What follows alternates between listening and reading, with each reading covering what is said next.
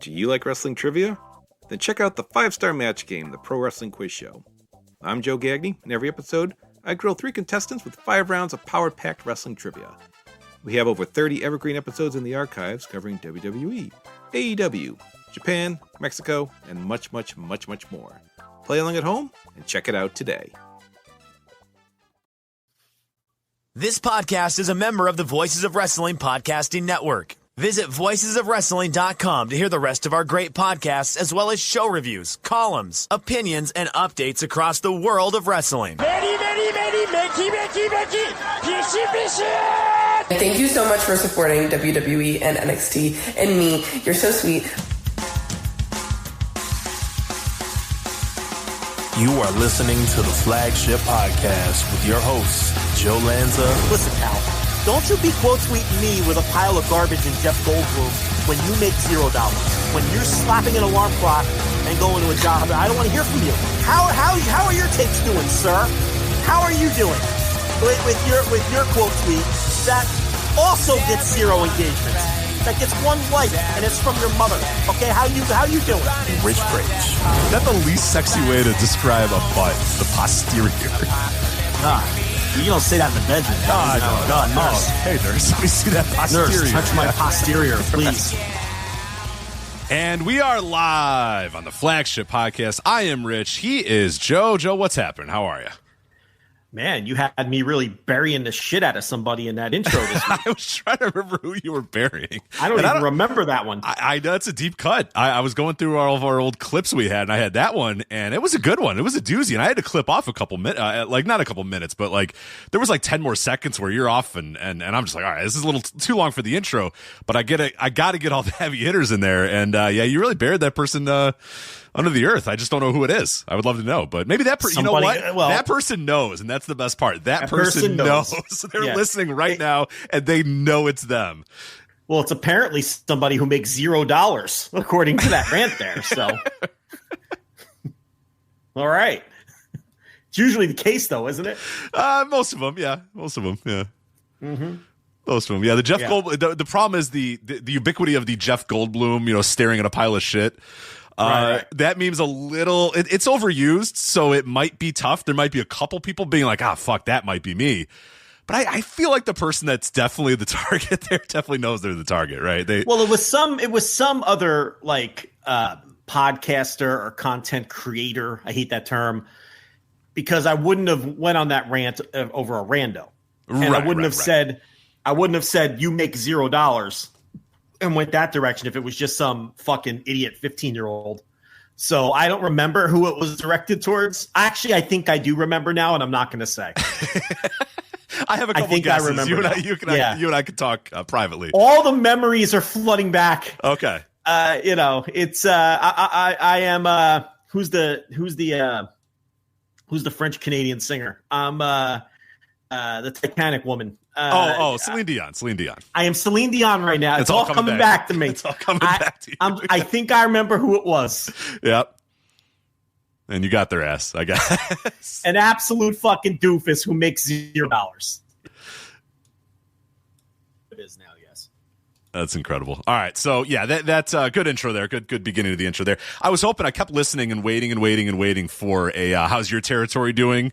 But you never went there, unfortunately. I think I did say that. No, you never said how's your territory doing. You said how are your takes doing? And I was like, here comes the territory. Oh, okay, all right. It was a derivative of it. A derivative of it. Yeah, I was hoping because I love how's your territory doing so much so that I say it in my real life now, and now I have the nurse saying it to people at her work, and I'm like, you can't say that. Like you don't even know the context of it. She's like, no, I just like the sound of it, and I'm like, but she's in the heart transplant division, right? Yes, like that's what she does. Yeah. So if the lung transplant people aren't doing so hot, she could say, how's your territory doing? Exactly. Right. That guy with emphysema last week died. How's your territory doing? You know what I mean? Right. Like it works. It definitely works. Yeah. The problem is then if people are like, what do you mean? She's like, I don't know. So I'm like, well, what do you say when somebody asks you to explain it? And she's kind of come up with her own basic concept. It doesn't matter to her. Like you said, it can be used in many different contexts. But how's your territory doing? Yeah, has become a normal. I say it to the dogs. I say it to the wife. Like it's a common thing here. So can't even handle a simple bronchitis of an 89-year-old. How's your territory doing? Right, it works. See. So it does work. I definitely recommend people try to pick it up in their normal world. But yeah, I was hoping that intro said that, but you just said, how are your takes doing? But anyway, this is the Flagship Podcast. We have great takes here. Immaculate takes. The best takes are here on the Flagship Podcast. We have a lot of takes to get to on today's show because we're kind of going to do a little bit of an on-air production meeting here because I don't know what's going on next week with the Flagship. We might not have a Flagship next week, and that is why probably we're going to have to do WrestleMania previews on this week's show. So I can explain a little bit. I'm going to be in Las Vegas for WrestleMania weekend. I'm leaving Wednesday morning, 5 a.m., so really don't want to do a Flagship on Tuesday. That's kind of a tough thing to do anyway, and Monday, that's a little too tight. Thank you for that.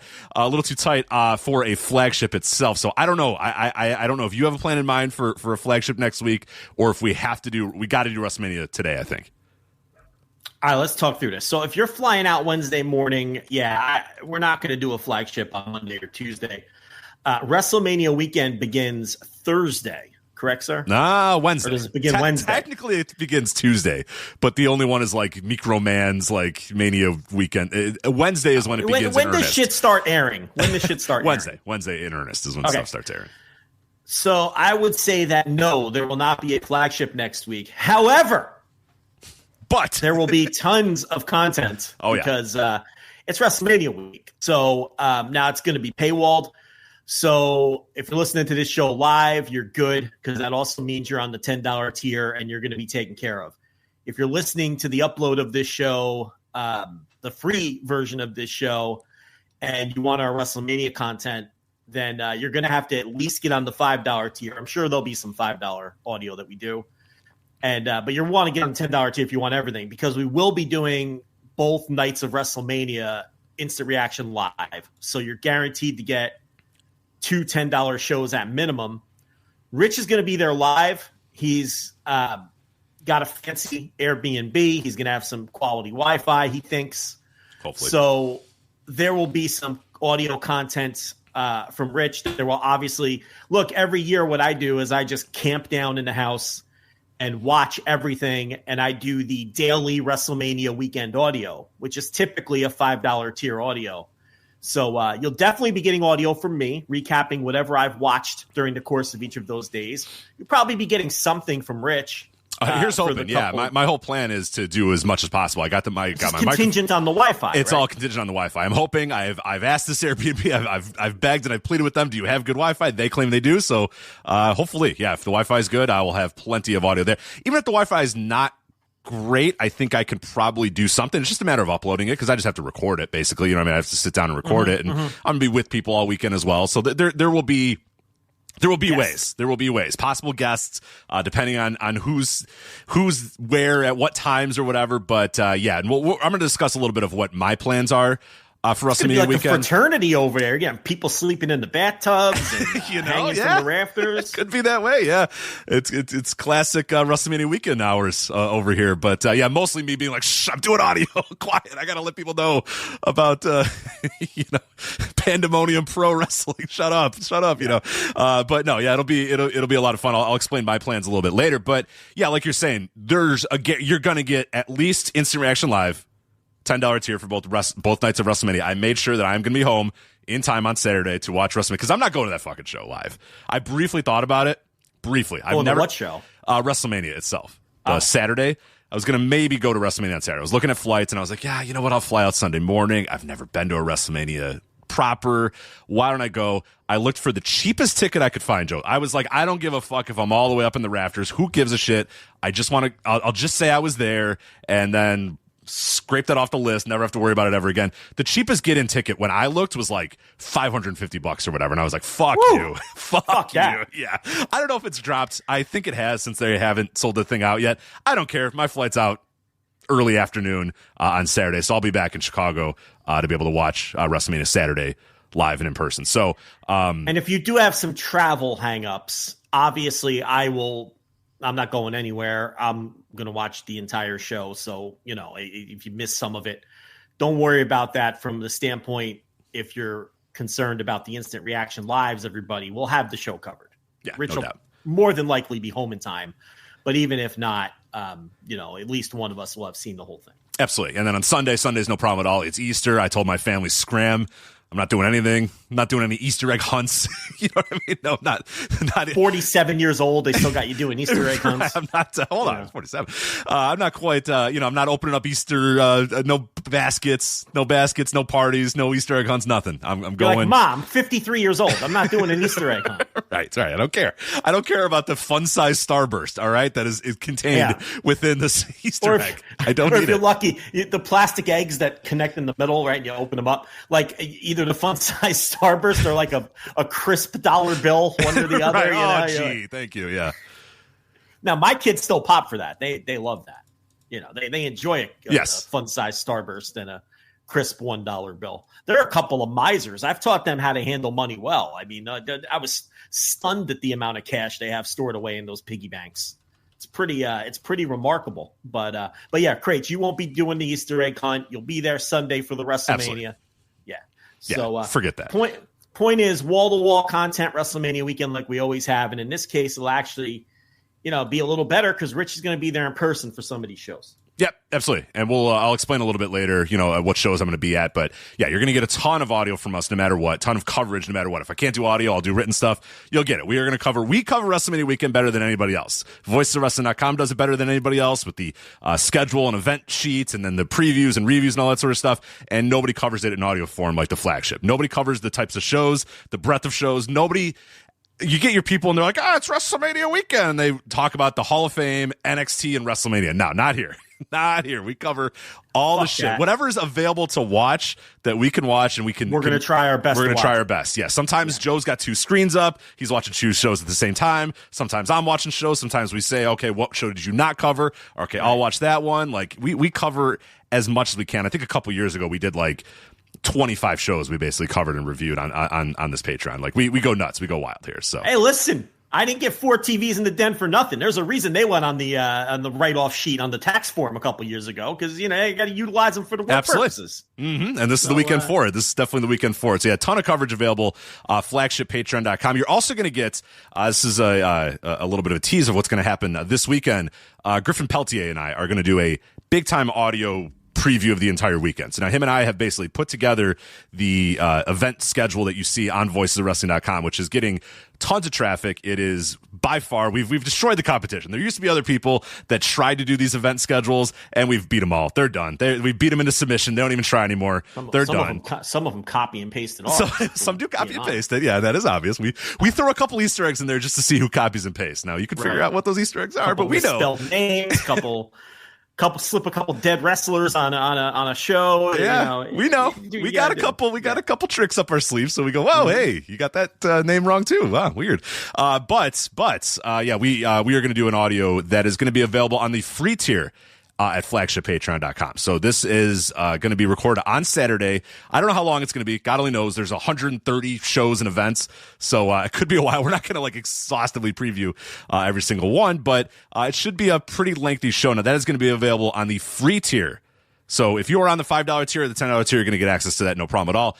But if you want to listen to that audio, it is going to be on the free tier. So all you have to do is sign up for FlagshipPatreon.com. If you don't want to pay this month, you don't want to do the $5 or $10 tier, that's fine. You just have to sign up even for the free tier, and you'll be able to get the right. Just to clarify, it's not a free show. It's a free show, but you have to be a subscriber on the free tier to listen to it. There's a difference. Does that make sense? Correct. Yes. Yeah. So you have to be a subscriber. You have to be a member. You got to be a member / subscriber. But you can be on our free tier. Right. So just subscribe on the free tier if you want to hear that preview. But I would suggest just going all the way and just subscribing for $10, and then you don't have to worry about anything.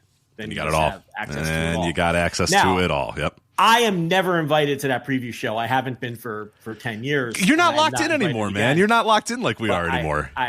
That's fine. I'm just noting for people who might be wondering why I'm not on the preview show. I have not been invited.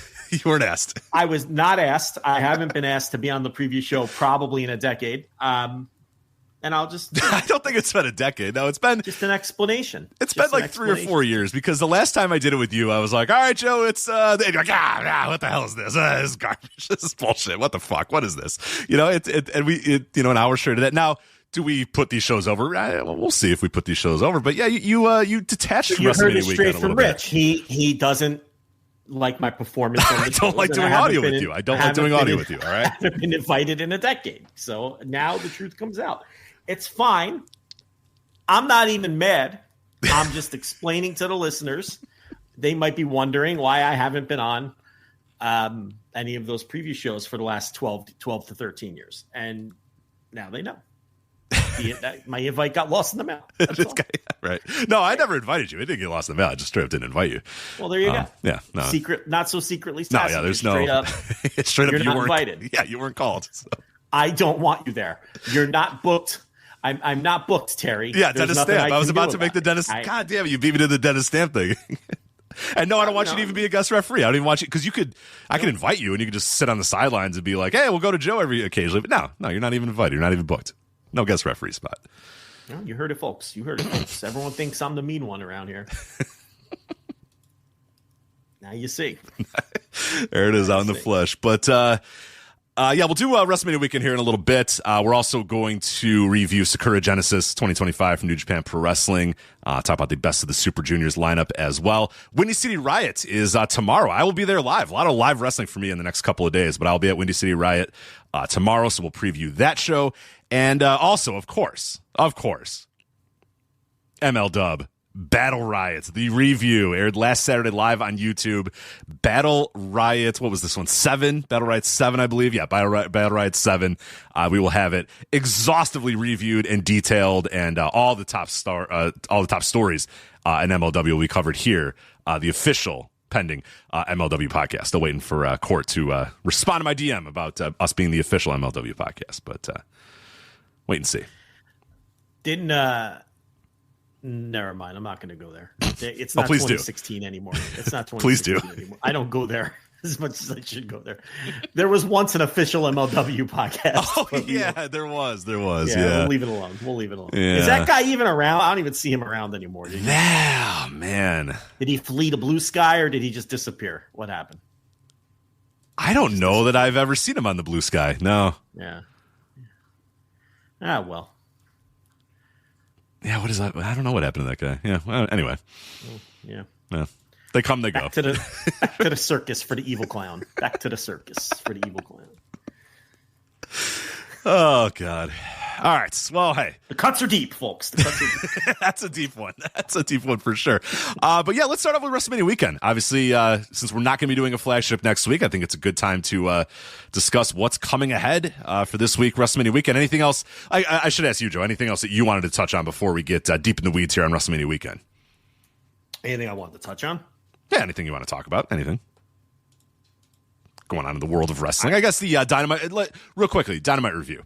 Or Dynamite ratings, I should say. Oh, well, yeah, I guess we could. Yeah, we can. We should probably talk about that. Because I didn't do that on the. Whoa, phone wasn't turned off. Did everybody hear that? Everybody did. Scoop? Is it a scoop? No, it's not a scoop. It's a Patreon comment from someone who's also in this chat right now. Man, they are multitasking. They're just commenting on shows and they're in the no dopes. No, the Thursday Dynamite review, I recorded that last night after the show, so I didn't get to talk about the rating. I warned that the rating might be down with that Laker-Mavericks game, which was probably one of the highest rated ESPN basketball games of the year, I would think, with how big of a game it was. But then the Dynamite rating came in, and it was actually pretty decent.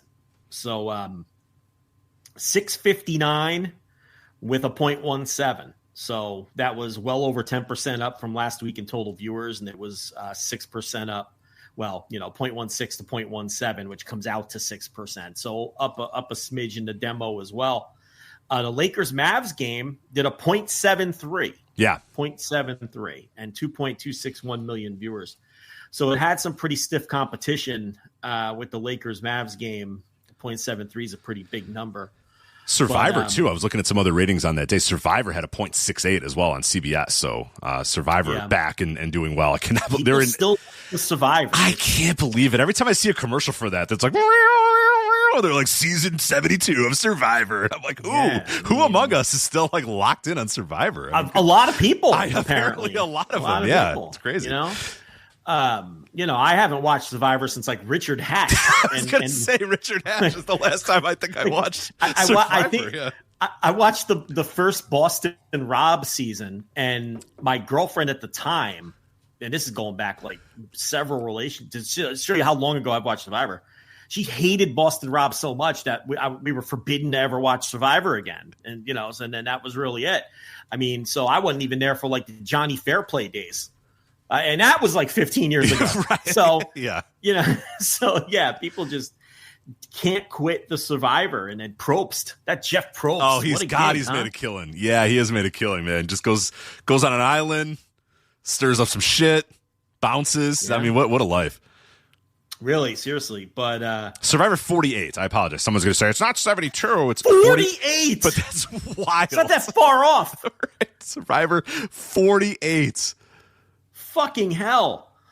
As far as the quarter hours, the only thing of note to me was the top of the hour, which was the finish of the 8-man tag, was the only quarter hour that. Well, that it was a huge jump for a quarter hour on the trend line, which really generally has held steady the last 90 days. So people were into the finish of that, and then that viewership held until the end of the show, where it did dip. But that final quarter hour was also a double ad break quarter hour, so we all know that's the reason it dipped. Mm-hmm. Well, I guess we don't all know that. You'll see some bad analysis out there from people who don't know how to read these fucking charts, even though Thurston couldn't hold your hand more when he puts these things together, right? I mean, a fucking idiot who has never looked at one of these charts before could look at this chart and reasonably deduce how each quarter did. You don't even have to know anything about wrestling, but it's amazing that people who have been covering wrestling for like 20 years still don't understand how to read these charts. They must just never be able to read those trend lines, because the trend lines will kind of get you where you need to go, folks. Like, you know what I mean? Those trend lines are really a very good indication of helpful. The trends of the last 90 days, but apparently nobody ever looks at those. They just look at the big blocks and go, oh my God. Or they see the line go down and they go, line go down, chart bad. Yeah. Line go down, chart bad. Yeah. So there you go. That's the Dynamite ratings. That's the Thursday Dynamite review on the $5 tier. I do that every week. What else we got going on this week on the I had a Flagship Plus earlier this week talking about just a ridiculous situation where someone in the wrestling media who I had never heard of before correctly reported the Kevin Owens injury news and him being pulled from WrestleMania. Did a good job with the reporting. Really good job with 2 reports, follow up, did everything right, and then apologized to Kevin Owens the next day for some reason. So I totally buried that person for that. We're at the point now, Rich, where people are apologizing for reporting accurate news. Right. That's where we're at with I was media. driving when you described, I forget the exact wording, but he was like, I'm sorry I took away a moment or whatever. And I was like, oh, fuck off, as I nearly drove off the road saying, like, you cannot apologize for taking a moment or stealing a moment or whatever the phraseology was. Reporting accurate news. And what's funny is Kevin Owens went on the Robbie Fox podcast on Barstool, and he wasn't even mad at the reporting. He was mad at that WWE's internal who leaked it. Right. He doesn't know who leaked it, but his gripe was he warned everybody. He's like, look, this is going to get out, and I don't want it to get out. And they assured him, no, it's not going to get out. He's like, I'm telling you it's going to get out. And of course it got out, because as he described, when you're at a company that big, the social media team has to know. The production team has to know. The YouTube team, like, they all have to get all this shit ready. Right. All the graphics guys have to know. The web team has to know. The social team has to know. The production team has to know. It gets on the run sheet, so everybody that's writing the show gets to know. Yes. Everybody that's and everyone backstage working on the show, every stagehand, everyone fucking, And he even said, look, someone in some department was going to leak this. I warned them, and they did. And I was mad because I wanted it to be a surprise when I announced it on TV myself. And it did get out. He not one time did he blame anyone in the media for reporting it, because he's not an idiot. He understands how this works. That's their job. Dave Meltzer reported it. He didn't apologize for it. But, this PW Nexus or whatever, they actually apologized for reporting accurate news. It's amazing. It really We've reached a new low. We've certainly reached a new low. The worst part about it, though, is not them apologizing. It was everyone patting them on the back for apologizing. Oh, respect, bro. You Oh, did the this right is thing. so- Did the right thing. Yeah. You took a moment, but you apologized and showed accountability. Shut up. So I don't even know why I bother defending wrestling fans. They don't deserve to be defended. Like, I'm sticking up for wrestling fans and the access to accurate news and an outlet that I had never heard of who actually did everything right. Right? They had a report the day before without a name on it because they couldn't confirm the name yet. Then when they confirmed it was Owens, they had a follow-up and accurately reported everything. It was great work by them. It was actually really great work. And unfortunately, I'm in a position where I have to bury this outlet because then they threw it all away by needlessly apologizing the next day to someone who wasn't even mad at them. You didn't do Kevin Owens wrong. Somebody Kevin Owens works with did him wrong. You know who did Kevin Owens wrong? Whoever told you it was Kevin Owens that was injured. Why don't you tell your source to apologize to Kevin Owens, right? Instead of you apologizing publicly to Kevin Owens when you didn't even do him wrong. So what a preposterous situation. But I go into that in more detail on that Flagship Plus. That's on the $5 tier. More talk about Dynasty Fallout. And thankfully, we're not talking any AEW on this show because I don't want to do that. We've talked so much AEW. At least I have because I got the review. I got the Flagship Plus. I did the instant reaction live with you. So we had a nice break from breaking down the AEW because we have enough to do today with everything else.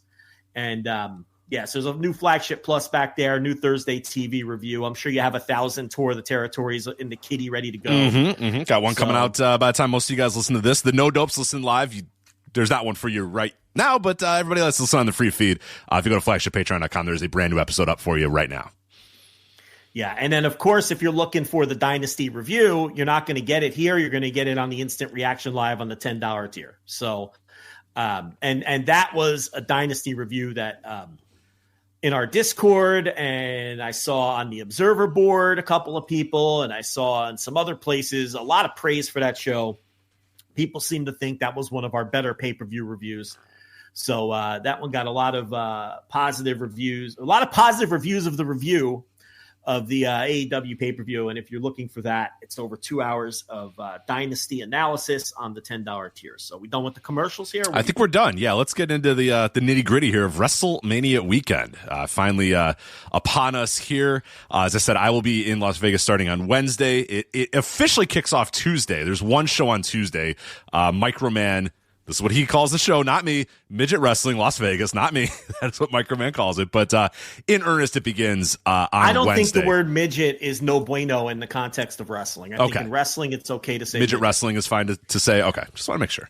Because no one's ever stopped. No one says little people wrestling or dwarf. Can you say dwarf? I don't even know if you can say dwarf. I think you get minis. You get mini wrestling sometimes. You'll get that. Mexico calls them minis, and they always have. But I don't think the word midget has ever gone away in wrestling. Like midget wrestlers call themselves midgets. I don't think. Correct. There's an outfit that runs near me, and they straight up just call themselves midget wrestling. It's like they go to local bars and they say midget wrestling, and that's what they do. So that's what people know. That's what people know of midget wrestling. They think of Sky Lolo and Haiti Kid and Dink. What the fuck was his name before he was Dink? He was Tiger Jackson. Tiger Jackson. Yeah, Tiger Jackson. Yeah, or Tiger Jackson Jr. or Tiger Jackson. There's a Tiger Jackson. Frick. Some kind of Tiger Jackson. I don't know. I think it was just Tiger Jackson straight up, right? Tiger Jackson, right? Who's Tiger Jackson Jr.? Why am I thinking of Tiger I didn't remember there was a Tiger Jackson Jr. Yeah, there was a Tiger Jackson. There's for sure a Tiger Jackson Jr. All right, let's see. Tiger Jackson. Cage match is not finding a Tiger Jackson Jr. There's no Tiger Jackson Jr. Did I make that up? You may have made that up, yeah. Tiger Jackson Jr. wrestler. Maybe I just totally made that up. Okay, maybe there was no time. All right, well, maybe you booked it in you weren't an EWR guy, so I don't know. You didn't play in the wrestling. Canadian fella, Tiger Jackson, right? Well, that was Tiger Jackson. Canadian. Yeah, I don't know who Tiger Jackson Jr. is, but do you remember Little Louie? Louie? Of course, I remember Little Louie. Yeah.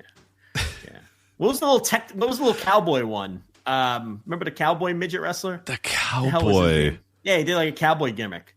Man, I don't know if I remember that. Yeah, my heyday, your heyday of mini / midget wrestling is a little different than mine. Is like a little deeper.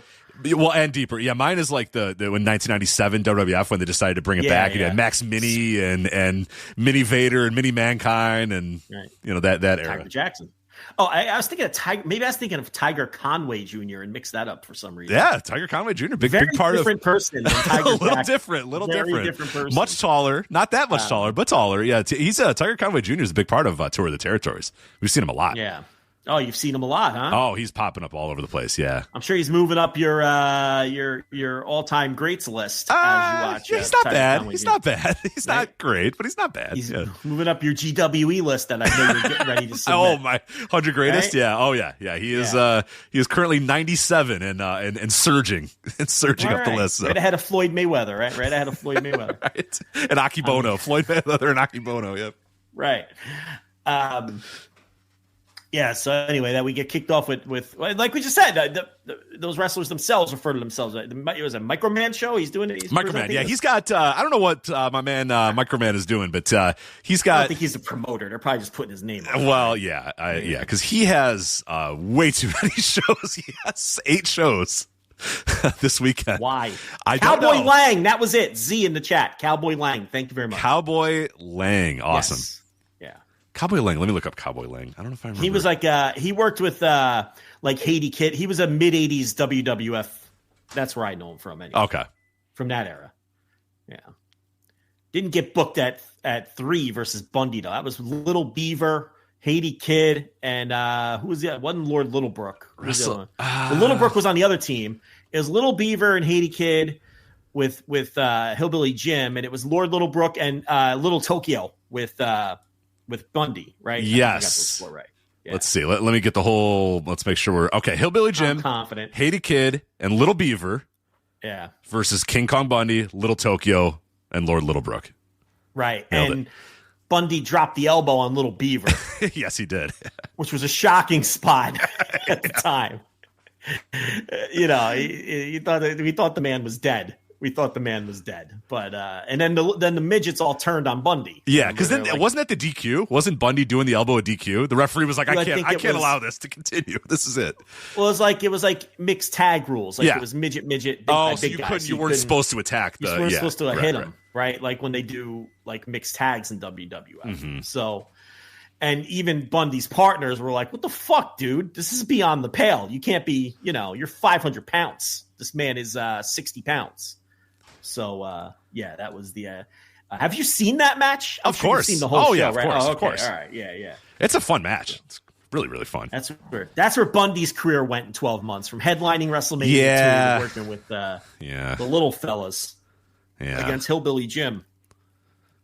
So then he would be gone until I think WrestleMania 11. He'd be gone until WrestleMania 11. Come back with the DiBiase deal, right? The $1 million corporation, where the fuck it was. Yep. Volkov with the cent sign on his back, and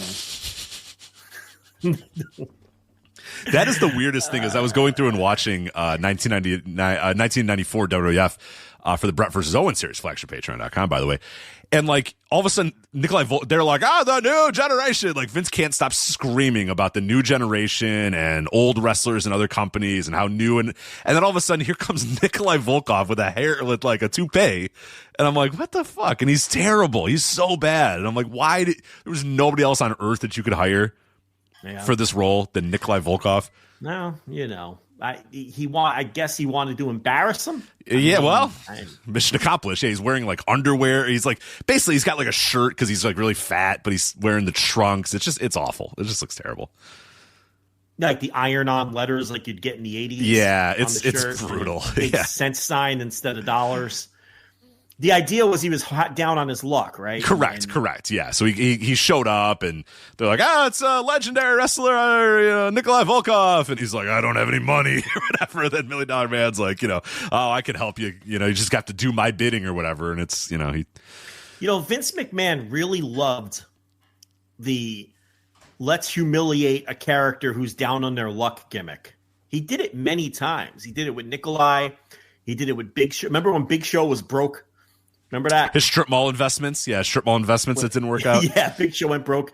Remember when the Nomad Bud Dwyer did the it's not Bud Dwyer. It's a different guy. When he lost all his money. Remember he did it? He was like, he was what was it? A bum Corbin or whatever. Well, he was like Happy Corbin for a while, but I don't think that was Happy Corbin.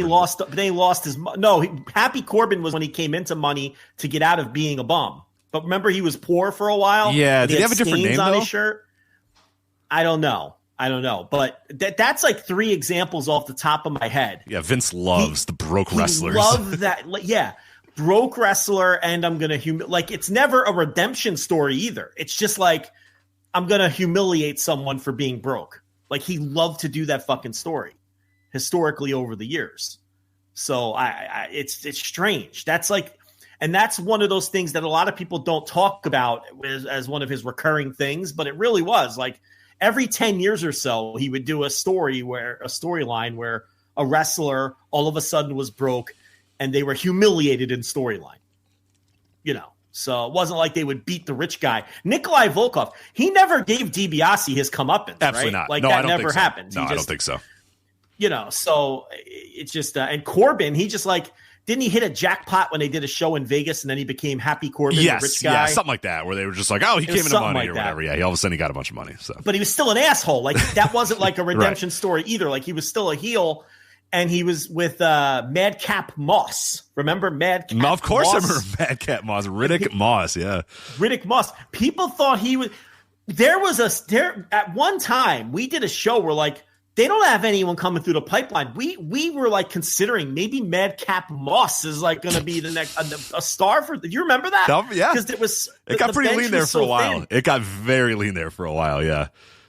Yeah, and Big Show, I don't remember how that ended. I think just one day he wasn't poor anymore again. Yeah, I think they eviscerated him as they always did, and like Stephanie just eviscerated him for 20 minutes straight for weeks on end. You're poor. Yeah. You're bad handling your money. Yeah, and then, it's your own fault, Paul. Like right, that kind and then of he shit, never. Yeah, I don't know if he ever did anything. I mean, obviously he didn't punch her or whatever, because never. It's funny. She would do that. She would eviscerate everybody for a decade plus, never get her comeuppance ever. And then one time, like Vicky Guerrero threw her in like a vat of mud. Remember, or it was like a mud match or whatever, and threw Stephanie in the mud, and everyone's like, well, that makes up for it. I'm like, no, she eviscerated like every single babyface for years. And being like, if it wasn't for our family, you'd be on the streets, Yeah. Because that was always the story, too, is like every wrestler is one WWE paycheck away from being on the streets. Like, none of these people make money. They owe their entire lives and careers to the McMahons. And Stephanie would tell you that every single week. That's a derivative of the poor story, because they did so many stories where they threatened to fire someone, and then, like, with that angle of it. Like, if we fire you, you're nothing. You're going to be broke. Which doesn't say much about the company. Like, what are you paying these people? Right, exactly. Right. Yeah. There you go. Microman got us there. But yeah, he has 8 shows coming up. But yeah, things start in earnest. So the things you can actually watch. Let's go with those at least. All right. Here on the actual the preview show that Griffin and I do. We'll do everything that's possibly happening on the show. But here's everything you can watch, and then I'll kind of explain. You're gonna send me all this so I know what to do, because I'm not gonna remember. Yes, of course. So we got a little Voice of Wrestling. We get a little hookup, so I don't have to pay for any of this shit too? No, or I pay for it. No, they don't give it to us anymore. No, claiming it on the taxes. Right. Yeah. No, oh, really? Yeah. They don't give you nothing anymore. Nah, Triller doesn't give a shit anymore, so I just pay for it. And we're the only ones covering this stuff. I know. I tell them that every year. I go, who else is covering Defy Living Proof? Drag at USA The Rebirth. Like, come on. Give us our fucking free thing. Nothing. Anyway. Nothing. What's IWTV at? Well, I guess we're going to do this. Well, I keep cutting you off. And I guess we're going to go through what all these. Well, I can tell you pretty easily. IWTV, nothing. So don't worry about them. They are. Of course, the one place that takes care of us has nothing. They have nothing this weekend at all for IWTV. The one place that's smart enough to say, "Hey, they're going to cover our stuff." They don't have anything. They have nothing. But, okay. Alas. All right, so a lot of the stuff's going to be on Triller TV, powered by Fight. I believe a lot of it is on the Triller Plus. So if you just subscribe to Triller Plus, I think you're going to be able to get a lot of this. So the actual thing that airs first is going to be on Wednesday at 4 p.m. Pacific. Now, obviously, all the times I'm going to give you are going to be Pacific. So 4 p.m. Pacific And I don't know your mileage on this one. What kind of hokey time zone is I that? agree. It's bullshit. So it's 6 p.m. in God's time zone, the Central time zone. NFL games at like 6 in the morning. Dude, one time time zone is that? It's so weird. I went to Arizona once for spring training, and I stayed, over the weekend and through the beginning of the next week. And my buddy and I woke up, and it was like 9:30, and we turned on the TV, and it's like, dun, dun, dun, dun, and we're like, no, it's way too early for this. Like, what are we doing? Fucking Rex Grossman throwing a pass. You're like, what is this? I was like, this is way too early for. I mean, I there's certain aspects where it'd be fun to be in the Pacific time zone, but yeah, like NFL Sunday, I was like, no. This is way too. All the sports wrapping up at 6 o'clock. Well, and that was the other thing too. One time I was in Alaska, and we went to a bar, and I was like, oh, there's a lot of good games on, so we'll go to this bar. We show up at 7:30, nothing's on. It's like everything's over. Everything's over. It's late night Sports Center, and fucking they're showing like motocross or whatever. I'm like, what the fuck happened? It's 7 and o'clock. The sun's still up. Right. And the sun didn't go down yet. Right. I'm like, what? It's like late night how they have that late night sport. I don't know if they still have that, but it was like, Sports Center at night. Right. I'm like, what? At night. Yeah. Come on. It's like perfectly. Yeah. It's 6:30. Why are we at night? But it was. So that kind of sucked. But anyway, starts off 4 p.m. Pacific, GCW's WWE ID Championship Tournament. Yes, you heard me right. GCW is hosting the first round of the WWE ID Tournament. Now, hold on. So that would be at 6 o'clock p.m. on Thursday. Yes. Wednesday. Oh, this is Wednesday. Wednesday. On what? This is going to be a Reds game on. What the fuck? All right. So 6 o'clock Wednesday, right? 6 o'clock God's time. Yeah. Wednesday. Game Changer Rest. They're hosting the WWE ID tournament. Yes. One of two promotions hosting ID tournament. Right. So you got Marcus. Action. So what's this, round one? This is round one, opening round. All opening round, yeah. Big match on this is Marcus Mathers and Sam Holloway. No DQ. Well, they've been feuding. They have been feuding. So, yeah, it's a no DQ between those two men, and one man will walk out. Moving on. The tournament match is no DQ? The tournament match is no DQ, correct. But all the other tournament matches are just one-on-one, mano-y-mano. Except for Ice Williams, Aaron Roberts, and Atticus Kogar, recently announced as being a part of this tournament. Atticus Kogar. Right. Well, yeah, didn't WWE announce that non-ID talent can now challenge and win these ID titles? Correct. So what is that? Okay, so what's that really mean? Does that mean that they had trouble booking enough ID talent to fill this? Okay. Ding. Yes, I think that is indeed the case. That okay, there's not enough people that we can book here, so let's start getting some more. Or like there's a 3-way in the first round? Yeah. What is this shit? Did they literally let Game Changer book it? Is that what's happening here? Because it sounds pretty stupid. Because it's kind of stupid. Yeah, it's kind of stupid. So that makes sense that maybe Game Changer had a hand in it. Because I mean, you now give us this show for free as we bury your booking. We're still covering it. We're still talking about it. It's true. Who else is talking about the ID Championship Tournament from Game Changer Wrestling? So that is the first kind of real. Well, there's a Nox Pro, which is like Rikishi's company. They're running at noon. By the way, they are also running way too many shows this weekend. None of them are airing, so you don't have to worry about that. They're not airing. They have 5 shows this weekend, and it's like that sounds like Griffin content if they're not airing. That is some Griffin hours for sure. Yeah, Nox Pro Wrestling Lucha Party, Nox Pro Effin' Warriors Wrestling Women's and LGBTQ. That's at 11:59 on Wednesday. They have 2 Wednesday shows. They have a Thursday show called Anime Wrestleverse. Like, what are you guys doing? Then they have on Thursday at 11:59 Nox Pro Hard Nox Core. Like, what are these shows? And then Friday 11:59 they have Nox Pro Wild Samoan Cup Turmoil. Like, what are you doing? Who's going to these shows? So is this a local promotion? Is Nox Pro? I thought they were California based. Well, then that's local. It's Vegas. Yeah.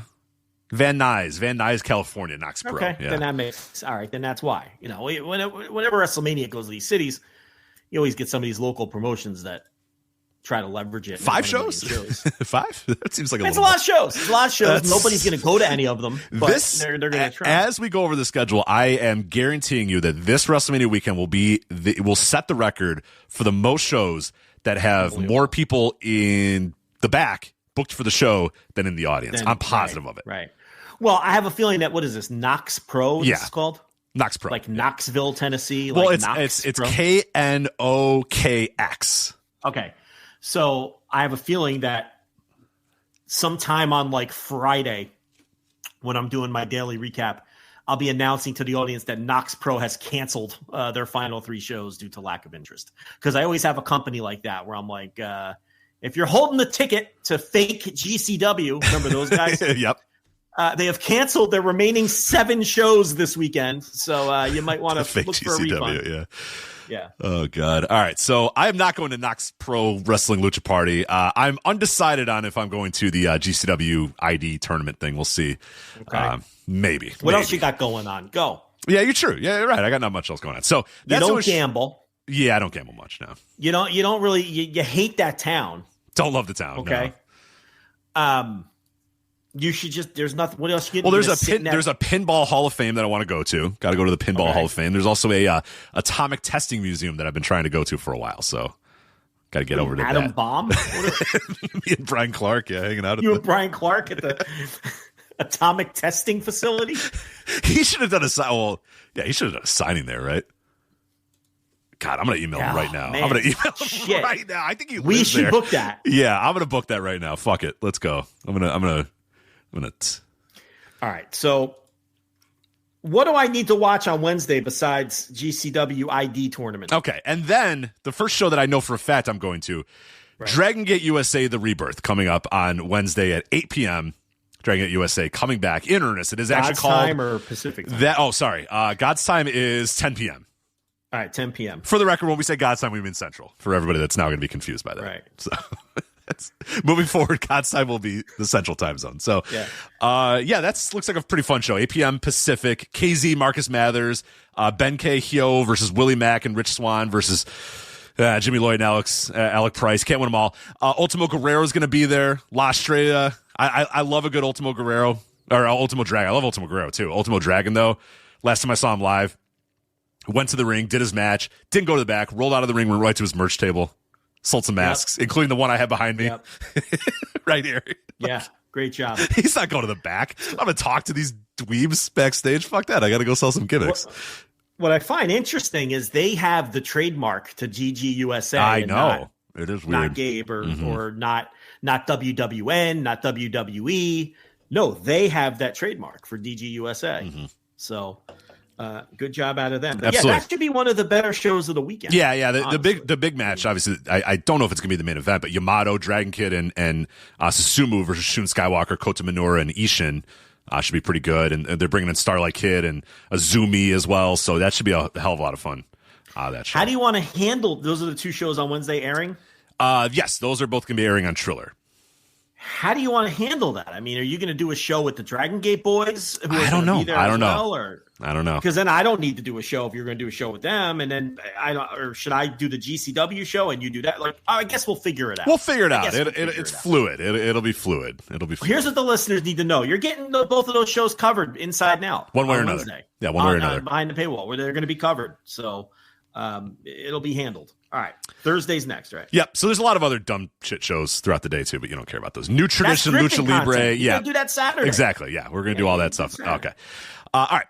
So you start off Thursday now. Thursday, the first thing that's going to air, I believe, airing on Triller TV, Defy Wrestling Living Proof. That's coming up at 11 a.m. Pacific, 1 p.m. Central Time. 1 o'clock. All right, yeah, Defy Wrestling Living Proof. You got Clark Connors, El Phantasmo, Man Like DeReese for the Defy World title. You got Kenta versus Mance Warner. Evil versus Michael Oku. The Rock and Roll Express versus Midnight Heat. I do like that. The Rock and Roll's in the midnight. I see you, Farmer, right there. Now, it's not the Midnight Express, but it's Midnight Heat, but it's the Rock and Rolls versus Midnights on WrestleMania Weekend. That's cute. I like that. They're getting cute. Yeah. But, I don't know if I'm going to that show. Yeah. Decent show, but I don't know. Let's see if, what do I got going on next Thursday? Reds play a day game. Okay. So, so Thursday, 1 o'clock is all right. What else we got? Defy is a professional operation. That would be a decent show. Right. That's, and in my preview that I wrote for the website, I said a professional operation. Yeah. I believe that will also be airing on Triller. Yeah. so far. Okay. Now, a few of these might pop up on YouTube as well. We've been told a couple of these companies are going to get their YouTube links out there. Let me double check which ones are going to do that. But that's how most of these places are doing their business these days. Right. They've gone back to the free YouTube. They want to get the YouTube money, which is proven to be better for them than getting, the subscription money from splitting it with the subscription sites. Right.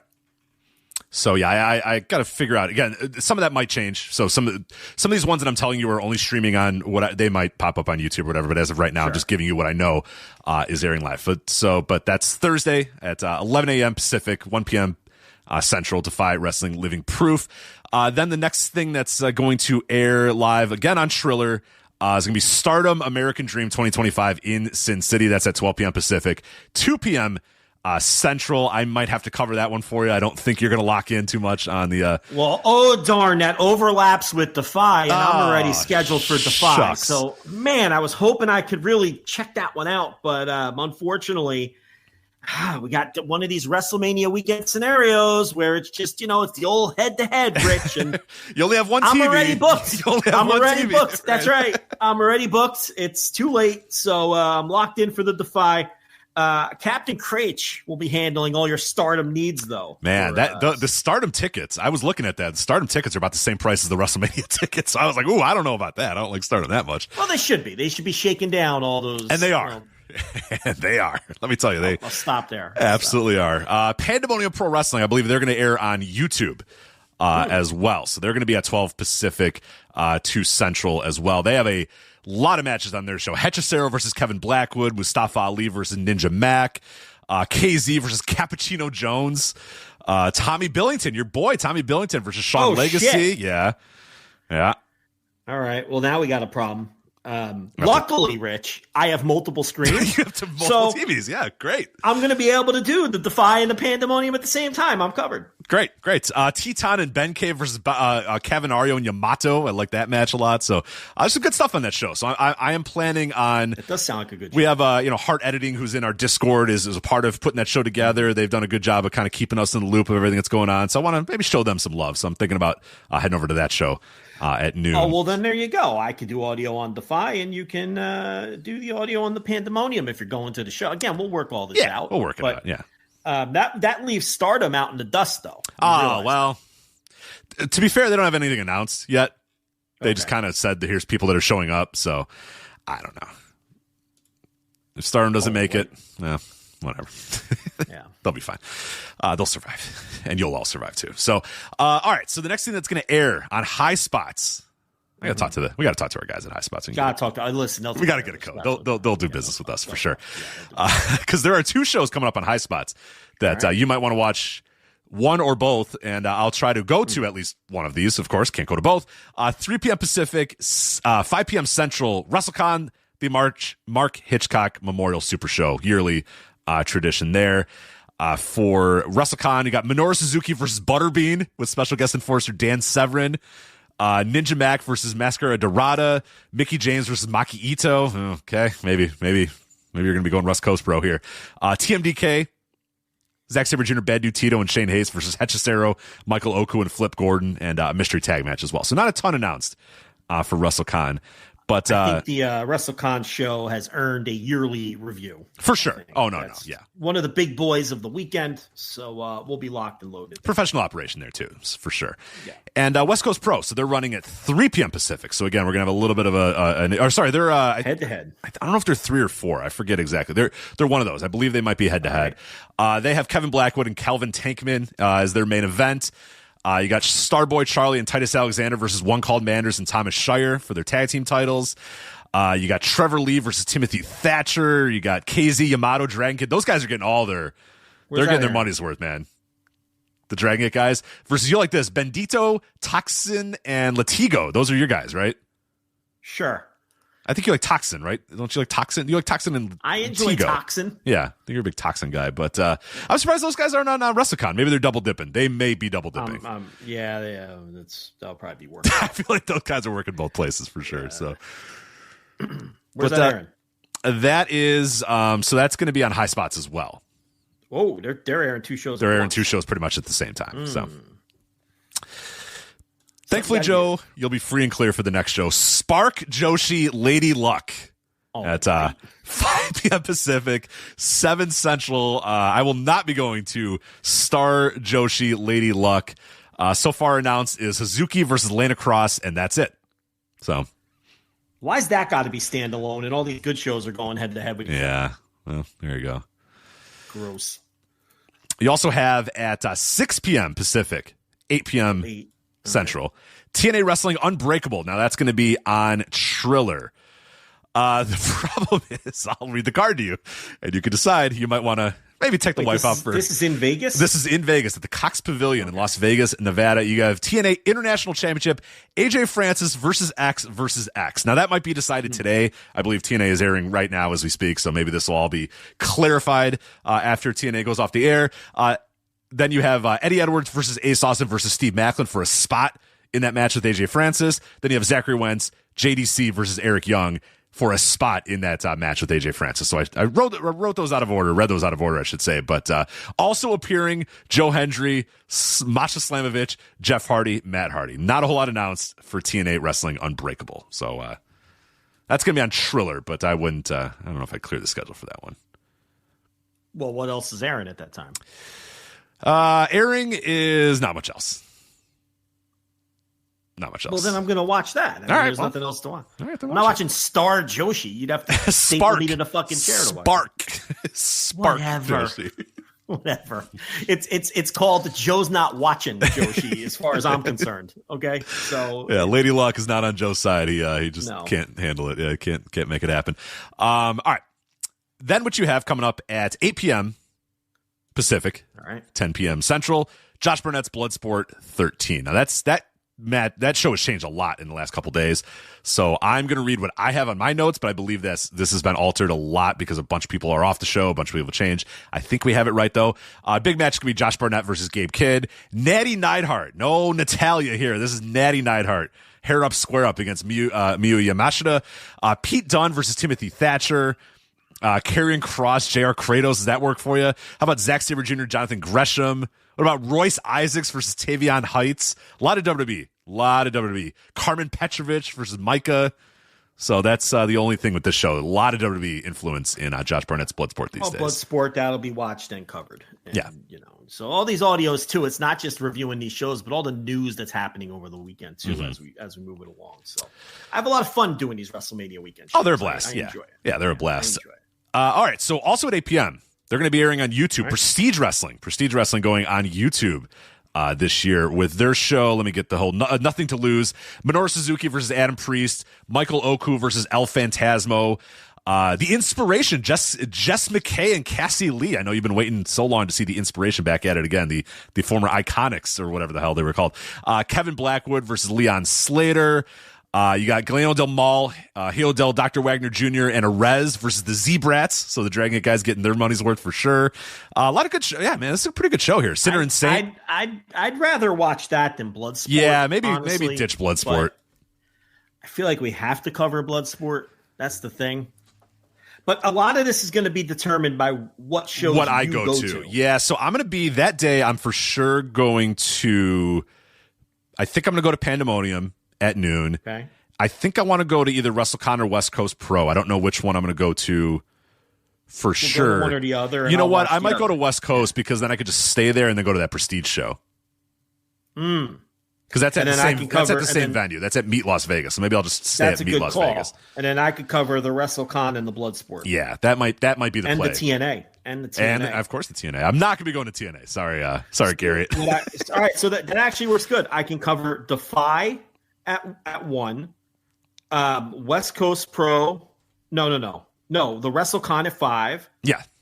TNA at 8 and Bloodsport at 10. You're good. And you can do Pandemonium, West Coast Pro, and Prestige.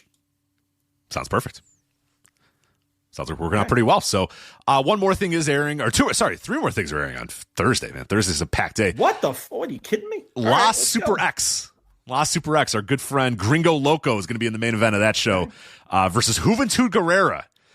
Super Crazy versus Jack Cartwheel. Ray Horus versus Arez. Rez is doing like 7 bookings. That guy is going to be traveling all over the fucking place there. But Lucha Mania 2 for La Super X. And that's going to be airing on Triller TV at 10 p.m. Pacific, midnight Central. That's not it, though, Joe. I know you're locked in on this one. You're gonna be done. Bloodsport's gonna be over, and you're gonna be able to be locked in to Marvelous Pro Wrestling at 11 p.m. 1 a.m. Central for Marvelous, airing on High Spots. Aja Kong, you like Aja Kong, right? 30 years ago, I sure did. Well, yeah, that's Marvelous. They got a. All right, well, that's great.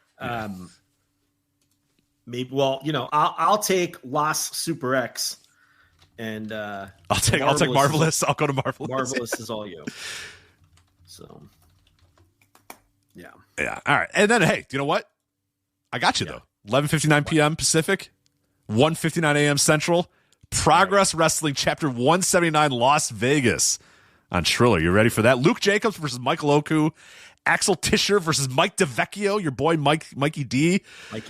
You got a Progress Championship, Progress Proteus Championship Scramble. Simon Miller, Paul Walter Hauser, Adam Priest, Charles Crowley, and Effie. One called Manders versus Marcus Mather versus Tate Mayfairs. A lot of multi-person matches here. The Lycos Gym will be there. Boisterous Behavior, Leon Slater, and Men Like Therese. Progress Wrestling, Chapter 179, Las Vegas. So.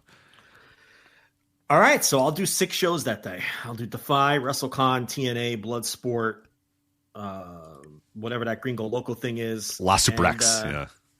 And Progress. You're making it for Progress. Yeah, I don't think I'm making it to Progress. I think. Fuck it. I'll be well, you know what? Anyway. Fuck it. Maybe I'll go to Progress. They've been pretty nice. You know what? I will give Progress some credit. They've been in the DMs. What can we do? You guys need any info? You need anything about the show? So give them credit. Not a lot of these other, they understand the benefit of our schedule and event page and our coverage. So appreciate Progress. Okay, so here's for the listener, benefit of the listener, here's my soft plan for Thursday.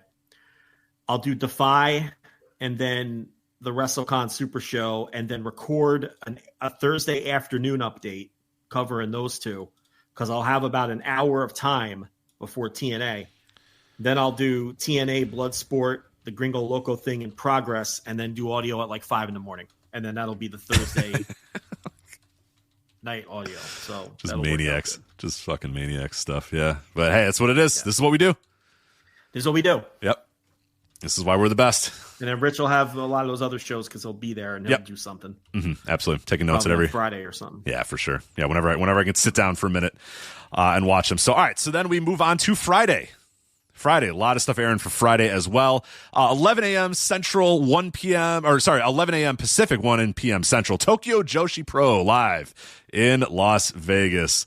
Looks like actually a pretty fun show. This one I might go to. I got to check out what the ticket prices are for this one. This is the best looking Joshi show of the weekend for me, at least, in terms of talent that's booked. Well, the 3 Joshi shows on Thursday are falling through our cracks, so maybe it would be nice if you go to that one and cover it. Because the other 3, well, you might be able to do the Marvelous, but the others are just. We're booked. Yeah, I'm going to be somewhere else. at the same. And Stardom is running pretty much at the same time. They're running an hour later, also on Triller, so 12 p.m. Pacific, 2 p.m. Central. But again, like I said, it's like I'm not spending that much money for Stardom, and they don't have anything announced, and it's like I'm good. You know what I mean? They have names announced, but no matches announced at this time, so it's like, nah, I'm good, man. So I'll try to. I might go to the Tokyo Joshi Pro show. We'll see. All right. Then we have also airing DDT Pro Wrestling. DDT Goes Las Vegas from the Pearl Theater at the Palms Casino. At 3 p.m. Pacific, 5 p.m. Central for DDT Goes Vegas. You got to do your annual DDT show, right? Do you? Yeah. No, you don't. You really don't. Minoru Suzuki versus the Sextile. Konosuke Takeshita versus Mao. No, that should be pretty good. Konosuke Takeshita versus Ao. We're still doing the Sextile. Oh, the Sextile is booked. Let me see how many times the Sextile is booked. Oh, come on. People still pop for this? 3 times. The Sextile is booked 3 times this WrestleMania weekend. Imagine being an actual indie wrestler who can't get booked. The Sextile gets booked 3 times. There can't still be people who are like, ha, ha, ha, ha, it's a Sextile. And they're doing spots with a doll. Like, there can't be people who still enjoy that. Who are you if you still enjoy this? Aren't people over that by now? I would think. I mean, I will always say it's fun the first time you see it. And then every single time it's diminishing returns. Because I just had a buddy the other day who texted me. Somehow it popped up on his Instagram feed or whatever. And he's like, what the fuck is this? And I'm like, yeah, it's interesting.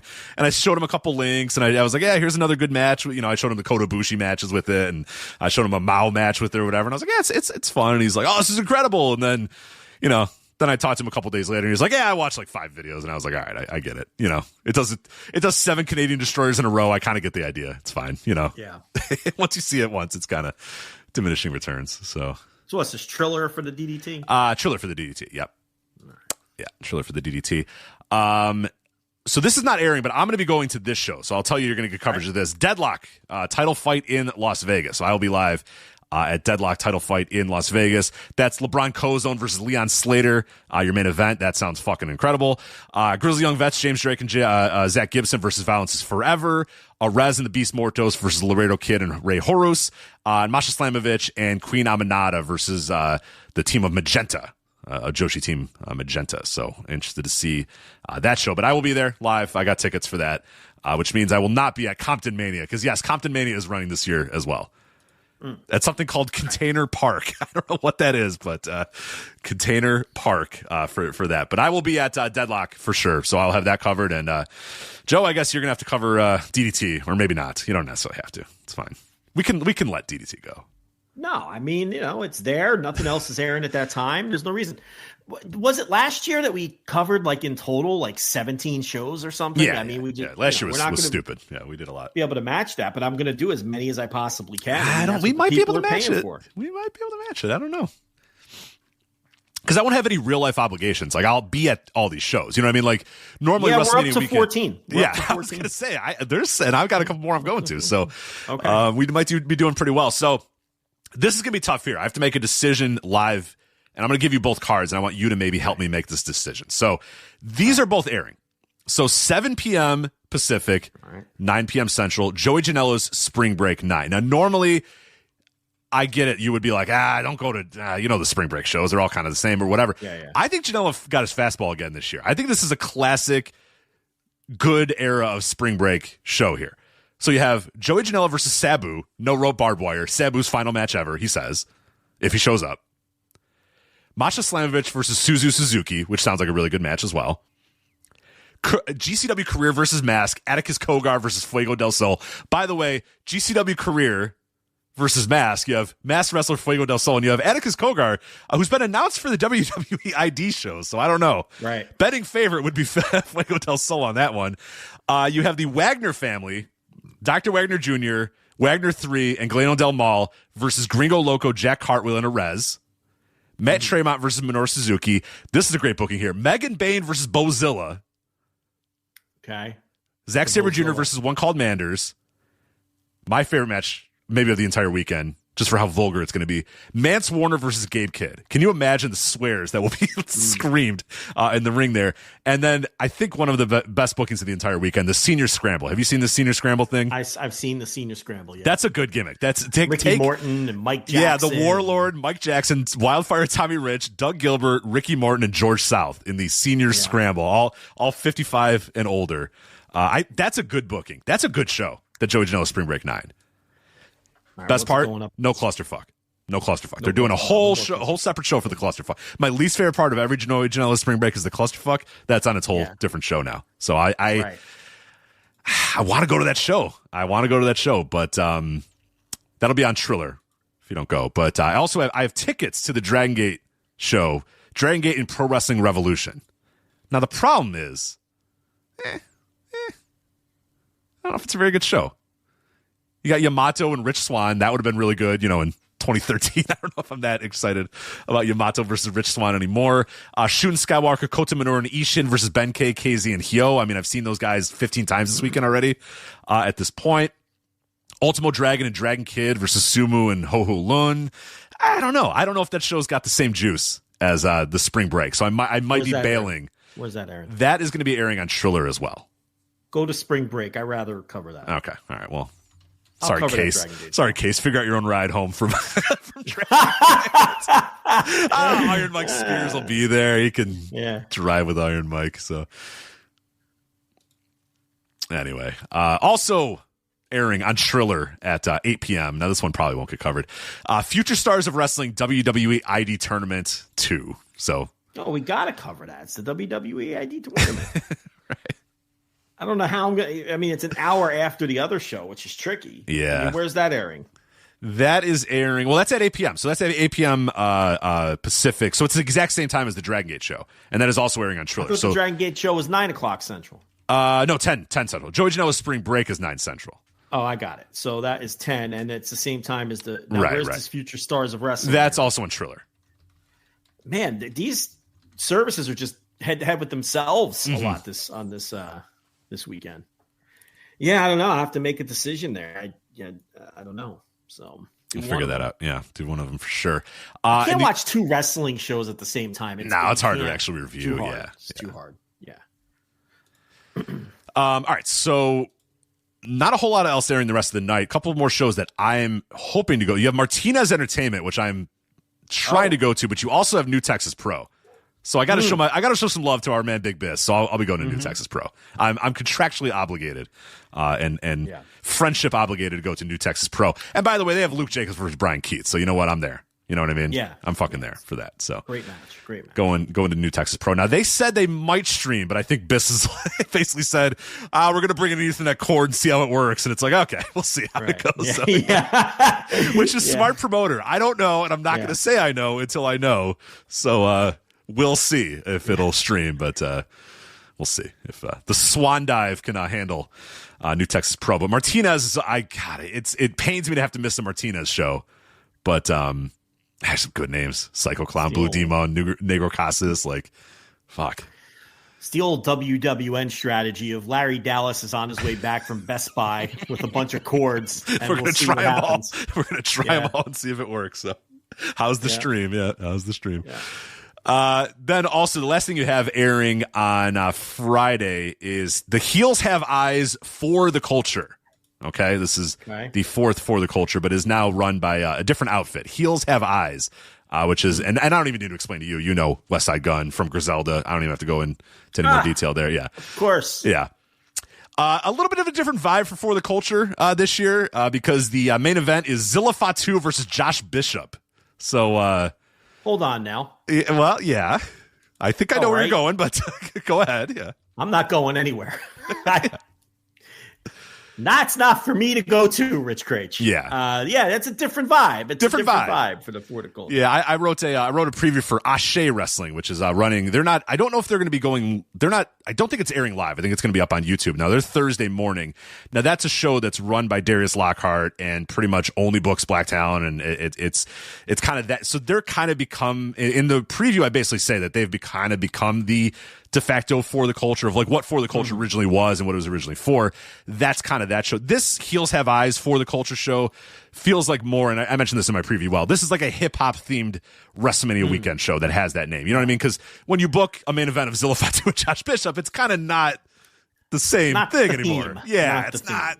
You know, the For the Culture thing anymore. Spotlighting the best black independent talent. Yeah, not exactly. Black excellence, Josh Bishop. Here we go. That's not what we're doing there. Right, yeah. A little bit different. But how did they get the name? Is that technically the next in line of the legacy of the FTC? Okay. It would be, yeah. And then these other guys are doing another. My only question to you is as long as Billy Dixon's not involved in either of them, I'm good. So I think Big Bill might be he might be wrestling at the Asha. I don't think he's involved in it. I don't think he's booking it. I believe it's all Darius Lockhart. They kind of went downhill under his direction. They did, yeah. Let me double check if he. No, actually, Billy Dixon is not announced for that Asha wrestling show just yet. So. Well, he can wrestle all he wants. I mean, I don't really want to watch No. either. Darius Lockhart not booking the shows. No, I don't think. Okay, so Darius Lockhart's running. I'm pretty sure it's all Darius Lockhart. Yeah, you got Darius Carter there too, which is he's a lot of fun. So that show looks really good. I have a preview coming up at Voice of Wrestling that you guys are going to read. What time are these? Are head to head? That show's at 11:59. So that's at 2 a.m. Central. So I don't know if you want to make your. What about the other one? Joe, I'm going to be honest. Actually, I think it'd be incredible if you reviewed because they're going to have a concert too. It'll be two of your favorite groups, the Flatbush Zombies. I know you like the Flatbush Zombies. I don't think Griselda's going to do anything, but Joey Badass is going to be there too. So. Sure, but that's those are all names that you know. Hold on, are these head to head? These two shows? No. That Ashe Wrestling is like Thursday morning or whatever. They decided that smartly that the old For the Culture time slot, hey, we're going to put you guys on at 2 a.m. when everyone's tired and nobody wants to watch anymore, wasn't great. So they're going at 11 a.m. on Thursday. You didn't mention that. So is that airing or no? That is not airing. No, I think they're going to record it and put it on YouTube. No. It's not even airing. I was saying, like, as you were mentioning the For the Culture thing, I was just kind of saying, I think that's sort of become the spiritual successor of For the Culture. But the official For the Culture follow-up is at 2 a.m. and it is airing on Friday. Yes, 2 a.m. Central, airing on Friday on Triller. All right, I will watch that. Triller. Okay. I don't know if you should watch that. Another new booking. This is what we do. Mustafa Ali versus Trevor Lee versus Leon Slater. Again, we're kind of losing the... No offense to my man Trevor Lee, but I think we're kind of losing a little bit of the vibe there. Well, it's fine. I will watch the show. Yeah. I've never missed a For the Culture, and I will not start. Well, I'm very excited for your recap of the Flatbush Zombies and Joey Badass. So, well, I might break for dinner when the concert's going on, but it'll be 2 a.m. What are you breaking for? What dinner are you eating at 2 a.m.? Big salads? You're a big salad at late night guy. I'm a big salad guy. You know the big salad guy. Yeah. I like to keep the roughage so everything's moving properly. You know how I do it. All right, so starting on Saturday, right out of the gates, 11 a.m. Pacific, 1 p.m. Central, Effie's Big Gay Brunch number 10. Can you believe it's 10 years old? 10 years old. Central, 1 p.m. Central for the Big Gay Brunch. It's not 10 years old. He used to do multiple of them per year.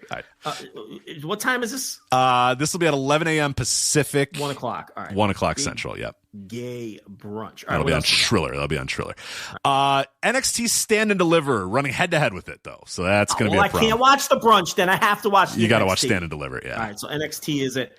Isn't it? No, didn't they move NXT to like 9 a.m. or some shit? What time is NXT? Oh, you're right. It's at 9:30 Pacific now. They moved it. Holy so that shit. could be doable. It could be doable. They're at 9 That's a.m. 11:30 our time. Yeah, 11:30 your time. So it could be over in time for you to catch Big that's Gay right. Brunch. Everyone just, it's possible I could do them both. We'll see. But the NXT, that'll be on the cock. That'll be on the cock. Yes. Right. Yes. Or Netflix internationally, I guess. But anyway, Stand and Deliver. 2 p.m. Pacific, 4 p.m. Central, Tokyo Joshi Pro versus DDT versus GCW. All right. I will thankfully be on a plane, so I could not cover that. So. Every man has his limits, and I think I deserve a break. Yeah, you should probably from the coverage. Yeah, hang out with the kids for a little bit. Do the dishes, vacuum. Something to get ready, get the wings ready for WrestleMania, which is coming up at 4 p.m. Pacific. 6 p.m. Central. So you want to be ready for WrestleMania, of course. So you can't. That's an excellent point. You can't be buttered up. You can't be, rushing to get ready for WrestleMania Saturday. Do we got anything after WrestleMania on Saturday? You, sir, have at 1 a.m. Central, 11 p.m. Pacific, Joey Janela's Spring Break Cluster Fuck Forever.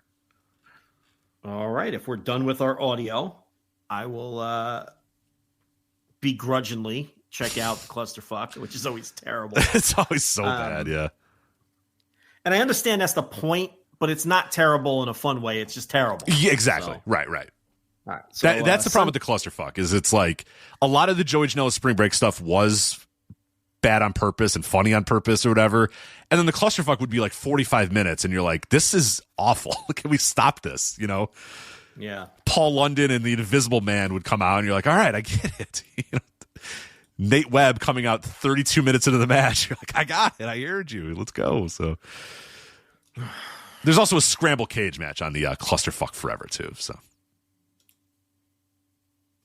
Oh, great. So it's not just the 2-hour Clusterfuck. No, it's also a scramble cage. They realize this is starting at 2 a.m. for people on the East Coast. Correct. Right? Yeah. Okay. Mm-hmm. All right. As long as they know that. Joey loves his late shows, man. That shit's going to end at 6 a.m. Eastern for sure. Yeah. Oh, yeah. Easy. Yeah. That one Spring Break with great Sasuke and Joey Janela, I'll never forget. You didn't go to that, right? You didn't go to that, right? I was there. Oh, you were there? Oh my God, it was like 4:30 a.m. I woke up. I remember I went to bed and then I woke up and I woke up early and I was like, I'll catch up on some stuff. And like I went to Triller Fight. It was Fight at the time, and it was like live. And I'm like, what is live right now? And I look and it's like Joey Janela, great Sasuke punching each other in the ring. And I'm like, it's 4:45 a.m. Central. What the fuck? How is this still the going? Garbage can over his body and then like, doing what's the dive. live, and I and that one too. That venue was at the hotel I was staying in, and I was still annoyed that show was gone. I'm like, it just end it, But I was pot committed, and I wasn't going to leave before the match ended. When did that thing actually end? Was that like 6 a.m. local time or something? No. It wasn't that late, but it was a really long show, and that's when the clusterfucks were on the shows, I think, still. Yeah, and God, it just felt endless. And we, every time there was a near fall, the crowd was like, oh, no. yeah. And that was the same weekend and same city as the ROH show from the, whatever that venue is in New Orleans that AEW still runs, that Lakefront. Oh yeah. The Lakefront Arena, the UNO and Lakefront Arena or whatever. Yeah. The Marty Scurll versus, now the real main event was Cody versus Kenny, but the title match that went on last was Marty Scurll versus, I can't remember the opponent off the top of my head, but anyway, that show ran long. That match was endless, and I remember the near falls in that one. The security guard in our section was selling the near falls, like, because he wanted to go home. Every time there was a near fall, he was like, "Oh, come on!" He was like. Because Dalton Castle was the opponent. That's right. God! And it was, and then Skrull goes under the ring for like a bag of powder, and we're all just like, "Oh my God, how many more spots are they going to do in this?" It was just interminably long, and no one was there for that match anyway. Everybody was there for Cody versus Kenny Omega, and the Bucks in the ladder match against Kazarian and Daniels, and that might have been a 3-way, and Punisher Martinez versus Tomohiro Ishii. I mean, it was a loaded show, but that match, same weekend, probably a lot of the same people, and another endless match when we all just wanted to go to bed. Bouncing back and forth. Yeah. I forgot to mention, speaking of Marty Scurll, Fighting Evolution Wrestling Sin City Burn, not airing, but a show that I kind of think I need to go to. I don't know if I can make it work, but I'm going to try to make it work. Just for posterity purpose, just to like report live on the ground. I was there to buy an I was there t-shirt. Right. For Fighting Evolution Wrestling Sin City Burn. Right. On the poster, it says bottomless tequila and topless dancers, which sounds great to me. I like both those things. I like boobs and tequila, so that's pretty good. There's a horny. What's that? I said you're horny. Maybe on that night I will be. $500 twerk off. You're gonna wear your gray sweatpants. I might. There's a twerk off contest for $500. Could win my money back. I mean, whatever I pay for those tickets, I win the twerk off contest. I'm in. Marty Scurll versus Kenny King, King King. I mean, come on, you're not gonna miss that. Jay Rios is going to be there. Zicky Dice versus Elijah Burke. Danny Rios. Yep. Leroy Jones versus AJ Francis. Your guy. Maybe does a tope. Maybe nails it. I don't know if you and Griffin have figured this out yet, but when you look at this show and a lot of the talent that's booked on it, I think it's the same promoters as All Caribbean Wrestling. Because it's a lot of the same talent. I think this is a sneaky all Caribbean an ACW show, because a lot of the people on this show work all of the all Caribbean wrestling shows. Interesting. But they're not using the all Caribbean branding.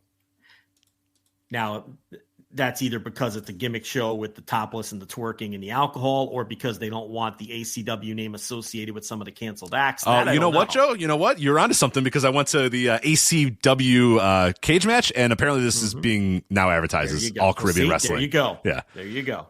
And I had worked that out a couple of months ago, and I had a little conversation with someone about that, and opened their eyes to it. So, yeah, now it's just out there, I guess, though.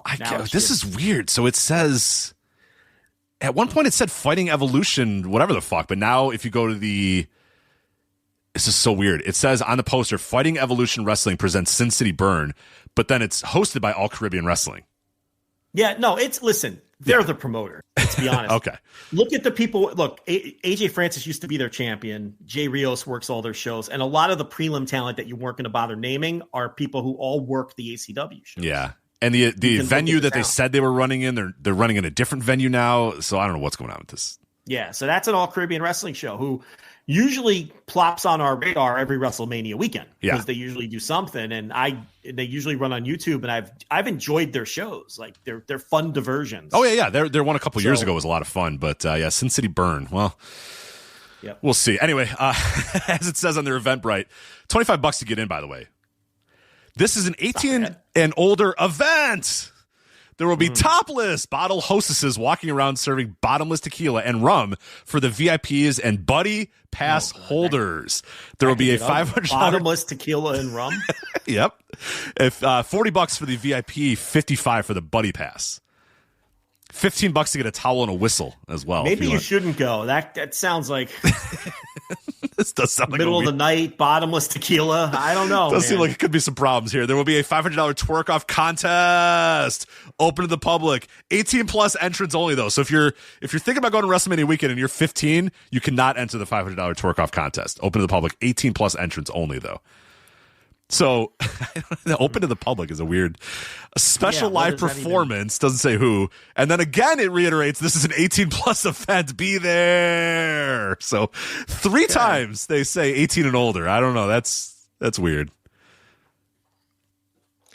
Did Party Marty work his way onto any other shows that you're aware of? Party Marty, as far as I know, unless he's under the hood for in a lucha gimmick that I don't know about, will not be on any other shows. It looks like, he's only on All Caribbean Wrestling / Fighting Evolution, whatever the fuck, Sin City Burn. So, right. So we got anything on Sunday or no? Sunday you have the Future Legends Women's Tournament from the FSW Arena. What is even on this show? No one's gonna watch this. No one's gonna be there for this fucking thing. What is this thing? Nah, it's just terrible. You don't want to go to that. It's airing on Triller. It's on Triller, American but indie wrestling. Yeah. Okay. I think you might want to. Will Santana Garrett be on the show? No, she will not be on the show. Right. She's a WoW super star or whatever. What is WoW? Okay. I forget what WoW calls their women. They have a name for it. Because every fucking Dave McClain thing, they have some fucking name for whatever the women are. Let me go. Well, the lady emails me every single week, so let me find out actually for you real quick. I feel so bad. This woman's like, hey, I have a screener for this week's. She sent me 300 of these, and I'm like, oh, Jill, I don't need these anymore. Jill. I'm not watching any of these. Sorry, Jill. I've never responded to one of them. What are you doing? The bricks, Jill. Jill, I'm sorry. She does a great job. I get a preview clip. I get a screener. She works hard, Jill. I get emails if you want more information. Here's a bunch of assets. Here's, all this. It's just like, Jill, I'm so sorry. She sends teaser clips? Yeah. Fuck, man, you may as well post them on the free tier. No, they're like they're like little preview clips. They're not very good. Oh, okay. The screeners you got to log in and stuff, but she sends me a preview. The teaser clip. I'm talking about the teaser. Nobody wants these. We used to post the TNA teaser clips behind the paywall. TNA at least has some sort of. Just for some added content. I mean, you want tier the season 3, episode 31, The Goats Gamble preview clip up on flagshippatreon.com, where WoW World Championship title match that Abilene Maverick has eagerly been looking forward to when reality star turned pro wrestler Paulo the Colombian Goat finally gets the green light to step into the ring with the champion, the class master, backed by IQ superior Samantha Start. Will Paulo be able to live up to her name, the greatest of all time? In other action, Chainsaw is on the road to in-ring domination fueled by her established friendship. You don't post all that. You just post the damn teaser clip. Nobody cares. And you say, WoW sent this teaser clip. We used to do it for TNA all the time. Remember? I'm not doing it for WoW. It's 15 seconds. Wow. All right. Well, never mind. I didn't know it was 15 seconds. No, they're very quick. Yeah, they're very quick. TNA would give us, people could probably find them. They're still on there, but superheroes. They're WoW superheroes. That's what the name of the women are. Will Barbie Hayden be on this women's independent show? I don't think so. Yeah. No. Okay. I don't think so. All right. I don't think she's on this. No, Barbie Hayden not there. Brittany Brooks, Maya World, Brooke Havoc, Jada Stone, Zeta Steele, Maggie Lee, Jasmine Allure. Someone should book Mercedes versus Bacardi 2. Bring it back. Bring it back. Find Mercedes and Bacardi and book Mercedes versus Bacardi 2. That's the kind of match you and I would book if we did a WrestleMania Weekend show. Because that's such an in-joke. and only our listeners would appreciate Mercedes versus Bacardi 2, with the famous line from the world's nicest man, Lenny Leonard, who was calling that match. And the match was so bad that at one point Lenny goes, "I'm going to need some Bacardi after watching this one." He's so nice too, which is the best. And that's Lenny Leonard, who he's is such a professional. Yes. He's the best. The best part about that entire show, I just linked it in the No Dope chat room as well. So you have Mercedes versus Bacardi. The match that follows that, the match that those women go through the curtain knowing the match that they just had. Coming out next is Cahagas versus Wes Briscoe. Yes. Yes. My God. Are Mercedes and Bacardi still at it? All right, let's see about Mercedes. I love Lenny Leonard. I'm going to need some Bacardi after Mercedes still works. She works as Violet Payne. Violet Payne. There you go. Good for. She's in my neck of the woods. She works Oklahoma. Get Biss on the horn. All right, we got to do it. Yeah, we'll pay. He's got a book. He's got a book. Mercedes. Maybe now. It looks like Bacardi is out. Yeah, 2018 is the last Bacardi match I could find. Oh no. She has a MySpace page. Maybe I can message her on MySpace. Holy shit! She's from the UK. They brought her in from the UK to work that match. Are you sure? It says she's from. No, I think she went to the UK. You know what? No, I think the cage match link is to a different Bacardi. Oh, damn it. Because when you click the Bacardi in that match, she's all UK and then the one match in Florida or whatever. Is the Florida? Yeah. So I think it's probably not the same person. Damn it. Right? Because that wouldn't make any sense. Yeah, this is a different When Bacardi. was that what was that Florida? That was 2012. June of 2012. Yeah, that's in St. Petersburg, Florida. So she only has matches in the UK and Spain, and then one match in St. Petersburg, There's Florida. Not a so fucking it's not chance the same. that that's it's not the same person. Bacardi. That's just a cage match. When they do, they have like probably behind the curtain, they probably have a database, and someone just there's Bacardi. Yeah, Bacardi. Right. And they, because that happens a lot with like Japanese results sometimes and stuff that I catch that too. But so we're never going to be able to track down. Yeah, that's gonna be tough. This Bacardi. I mean, we'd have to go through. I mean, maybe we could. A little Gabe, little WWN, little Lenny, little Lenny, little Gabe. Call up Sal Hugs. Yeah, Sal knows the number. Sal still got her number for sure. Sal, and maybe you never know. But yeah, we got Mercedes right there in Oklahoma. She's got to come right across the Red River, get her on a new Texas show, and see if we can dig up Bacardi. I love how we're pressuring this poor man to book one of the worst indie matches in modern indie wrestling history.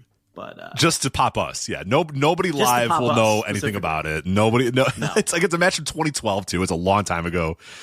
It's just a certain amount of people would get it, but yeah. Anyway, all right, and then WrestleMania obviously is on Sunday too at 6 p.m. Central. So we'll preview those shows here in a little bit. So I'm going to give you my thoughts as far as my path of glory, and you let me know what you think here, because I don't think you have a path of glory because you're just sitting home, you're just watching whatever's airing or whatever. Well, I wrote all this down, and it's like I'm not going to attempt to do the path of glory. No, it's not really a path of glory anymore. It's just a path of kind of figuring out what you can do to maximize your time on a WrestleMania weekend or whatever. So what I think I'm going to do, it's no longer, it's just kind of like what's convenient for you, because it's not like there's any can't miss shows at all, I would say. Like back in the day, during the Path of Glory days, you were like, all right, look, like this show and this show are running at the same time and they're both really good. You got to make a choice. So you got to go here because the travel's going to be easier or whatever. Like, and then I go, and if you go to this one, because the people that are on the other one, you could catch at this show and this time. I'd really work it all out with, so you'd really catch everything you needed to catch. But nowadays it's just too, forget. Did you know your Path of Glory has been, the legacy has lived on Q101 radio here in Chicago, because one Case Lowe does this Path of Glory for Lollapalooza every single year. So he does a Case Lowe Path of Glory for Lollapalooza. That's the Joe Lanza influence. I'm very influential. Yeah. So, and it's popular because he says, like, all right, here you go. You're going to see this band and then this band. You're going to go over to this stage, see this. It's a popular thing at the Q101. Listen, he was dubbed the young boy for a reason. He sat under my learning tree and he learned all these things. And look, and now he's going to be on MTV someday. The next Matt Pinfield. Kurt Loder. Yes. MTV, famous for showing music still. He's going to be there. Famous for music and news. Yeah, right. And not just nonstop reruns of the fucking what's that dumb Rob Drydeck show? What's that fucking show? Dude, what happened to MTV? It doesn't show anything anymore. MTV Nothing. What's the Rob Drydeck? What is that called? It's with the clips. That's like the dollar store Tosh 2.0 or whatever. The what the fuck is that called? I don't even know. It's just always, you look at the guide and it's just the nonstop ridiculousness. Like you go to MTV on your cable. If you still have cable, go to MTV and look. I swear to God, it'll be 12 straight hours of ridiculousness. Followed by 12 straight hours of Wild and Out. That's right. That's it. That's all they show. What the fuck happened? What happened to MTV, man? It's like overnight. Just overnight, they just don't do anything. I thought Rob Drydeck was dead. No, or was that some other skater boy? I think no. His partner's dead, right? Isn't Big whatever his fucking name was? Big dude. He's dead, I think. No. Wasn't there some other BMX guy that fucking died? I'm sure. Yeah, sure. Probably. Yeah. I thought he was the one who died. No, he's not dead. No. He's still 50 years old. He's still doing it. So hasn't he? Dave Mirra. You're thinking of Dave Mirra. Dave Mirra has passed away. Oh, he's dead. Dave Mirra is dead. He was like a fucking. Like a bicycle guy, right? Yeah. There was the game, the Dave Mirra BMX game or whatever. So, yeah. I told you one of them guys died. Yeah. He was. Well, I'm sure many of them died. That's what I'm saying. We have to be more specific. Died young, like a fucking. Yes, yeah. Not an 80-year-old. I'm saying like a guy tragically died is what I'm saying. How'd he die? Oh, he. No, don't. Yeah, well, yeah. That'll end the hijinks, I guess. I shouldn't. All right, you guys can look it up yourself. Oh my God. Oh, well, now that just ruins the fun. Now, see, we're having fun here. Look what you do, Rich. I know. I'm sorry. Yeah. Actually, I brought it up, but it's unbelievable. Worse yet, Ash Jenkum in the chat room is telling us it's Deer Deck, not Dry Deck. Who fucking cares? I don't care. I don't have to get his name. I don't care. Who gives a fuck? I don't have to get this guy's name right. Jeez, Rich. Oh yeah, it is Deer Deck. I got Mandela affected there. I always thought it was the R was before the Y. How about that? You've been saying it wrong this whole time. I've been saying it wrong for years. Since whenever ridiculousness was a thing, 2011. Holy shit, that show's still active. Wait, those are new episodes? It's not, yes. Since I thought they were just showing like the same episodes from 2011 and spending $0 on their programming. Well, it doesn't say like 2011 to 2018. It says since 2011. And for all of his other shows, it says like 2009 to 2015. You see what I'm saying? Yeah, okay. So I guess it's still... Are they still producing that? The man is 50. Can we let him, like... Hold on, let me see. Because it was him, have its own page? the big dude, and then like the hot girl, and they would just watch, bad, like America's Funniest Home Videos, but a little more crude. And just riff on them. It is still an active show. Wow. It has over 1,500 episodes. What the fuck? It's going on 1,600 episodes. It's in season 43. How about that? My God. Good for Deer Deck or whatever his name is. Right. He's Deer Deck. What a run. Is he still riding his bicycles too? Is he still doing that? He was a skateboarder, I believe. I believe he was a skateboarder. Yeah, he was a skateboarder. Well, don't they do both? I mean, maybe, but he was known like as... hold on. Like Tony Hawk never owned a Harrow. Who are we kidding here? He never owned a Huffy. He didn't get it on his right. Huffy every Give me a break. Yeah. So come on. If you're a skateboarder, you're also a bicycle guy. And I don't know if that's necessarily true. I don't know if that's true. They all do both. Like they might not specialize in both, but you know, come on. You're telling me they don't step off their board and dabble with like a BMX bike? They probably surf a little snowboarding for sure. Yeah, definitely. I would say that the crossover of skateboard guy and BMX guy is over 90%.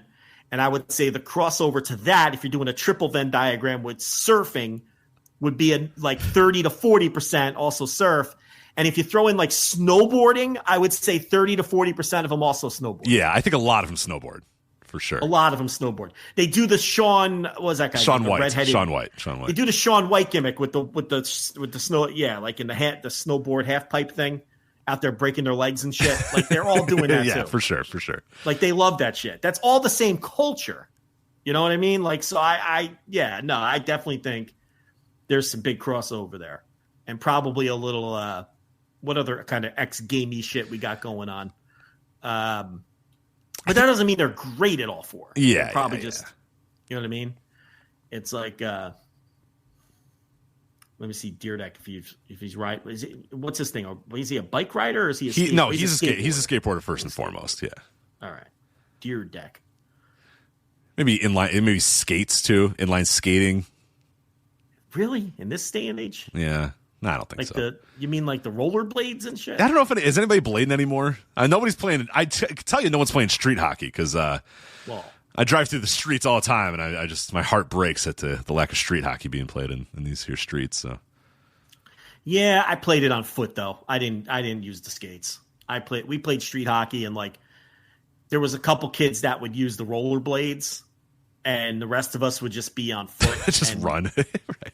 And just check them down because they, they're on wheels. Yeah, they probably weren't good because these kids are probably 11 years old at this point. Well, we played into our teens, but like anyone on skates was at a massive disadvantage. But they thought they were cooler because they were on the skates. Right. And you just check their asses. You just put your stick between their legs and they're fucked. Like they just falling all over themselves, and you're on foot, and it's just so much easier. And if there was ever like a goalie on skates, forget it. He couldn't stop anything. Why would you be on skates as a goalie? What are you doing? I don't know. I never fucked around with skates. I can't skate. I can't ice skate. I don't mess with any of that shit. I don't fuck with any cold weather shit like skiing, skating. Fuck that. But you play street hockey. We'd go get the fucking sticks, and we had to.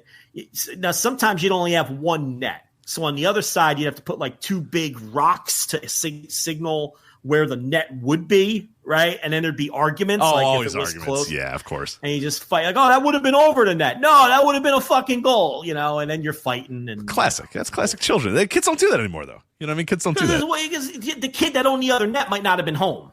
That's the only one kid with a net is home. So you got the one net, So that'd be a mess. It's like playing wiffle He's away ball. at camp. He's away at camp. So you got to just do whatever you can do. Yeah. He's not home.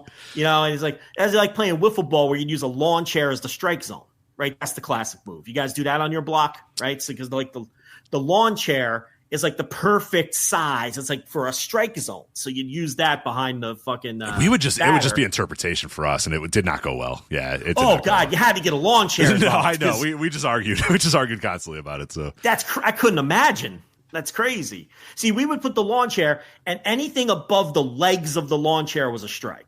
So, like, the legs wouldn't count, obviously, but anything above the legs, including the armrests, which made things interesting. You catch the corner of the Oh, it's good. Little Greg Maddox out there. Little Greg Maddox Joe out there with the wiffle ball. Exactly. Painting the black, painting the black on the armrest. But that was an inarguable strike zone if you had the lawn chair back there. So that's the way you had to go. You guys in Chicago didn't think that one through. You must have been either that, or you have to play with a brick wall behind you where you can spray paint a strike zone. You can go with that. We did that a lot. Yeah, we did that a lot. We would go to the school and just either with tape or whatever, spray paint or whatever. Yeah, make our little strike zone there, and then you make a strike. Yeah. You could do that too. But yeah, that's our wiffle ball wasn't that. We ran bases and everything. Like we played authentic fucking baseball with the wiffle ball. We had fucking bases and none of this fucking. We didn't do much wiffle ball. I'll say we played baseball, and I kind of ran it, and I insisted that we only use wood bats because I was that kind of guy. I was like, no, wood bats here. We're not using metal. Mostly because like the pitchers, we didn't want to like ricochet a ball back at the pitchers or whatever. So we would go and get actual wood bats or whatever. But we never had enough people to do like a full field, so we would do the classic like right field or opposite field. If you were a lefty, it was the opposite field. Opposite field was a ball, but if you were on two strikes and you hit the opposite field, you were out. Right. So we raised an entire generation of pull hitters. I'll tell you that. Like none of us knew how to get a nice little hit to the opposite field because we were insistent on no, I can't do that because I'm gonna be out. So. Yeah, but see, we didn't have any lefties on our block, so it was nice and easy. We had like one guy, and we're like, fuck, here we go. And everybody had to move over. Fucking Sal's playing. Now that means we have to switch sides every time he's up. We're like, can't you just bat right? Come on, switch it, man. Let's go. Yeah, come on, figure it out, Sal. That's terrible. So yeah, we would just have we never had to switch sides, but yeah, we played half field too. Because and your dad was probably like my dad, where he would rip us. He'd be like, in my day, we played 9-on-9 baseball. There's not enough kids in this neighborhood. We're like, no, we don't have 40 kids right. on the block. to field a 25-man roster on each side. We can't, we're lucky if we get six kids out there, So yeah. Well, my dad made fun of me for other reasons. Of then I later played softball, like slow pitch softball in Chicago. And there's two ways to play it in Chicago. You could play the 12-inch, the hard ball. That's how everybody else in the world plays it. Or you can do the dumbest shit ever, which is Chicago's 16-inch softball, where you don't wear a glove and you use this big-ass ball that's supposed to be soft, but it's never soft when it first starts. Right. And he's like, you guys are playing that pussy 12-inch stuff with the gloves or whatever. And I'm like, let me see your hands. Let me see your hands. And his hands are mangled. They're completely mangled. And I'm like, I have to type for a living. Like, my life is going to be on computers forever.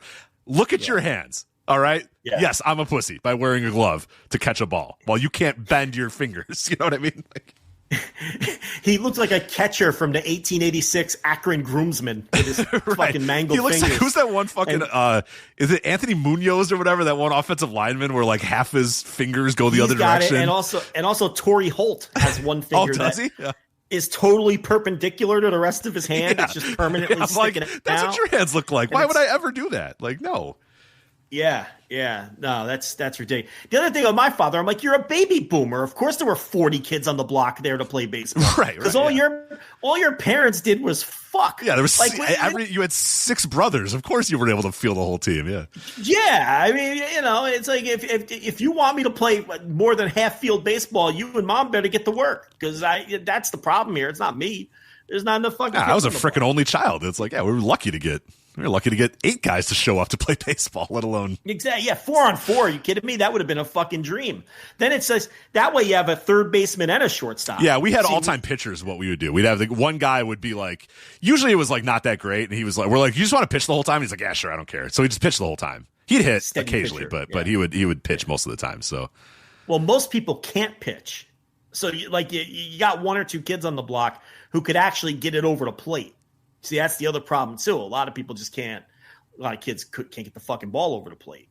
So you have to have the old steady pitcher, like when you played football. You have the steady quarterback. Yeah, all time. We called it all-time quarterback by me, but yeah, same concept. Like the one lazy kid that didn't want to get tackled, and he would just play steady quarterback, and he would not get dirty and not get tackled and not get thrown to the ground, and So yeah, when you had an odd number of kids. Right. Someone had to be an all-time quarterback. Yeah.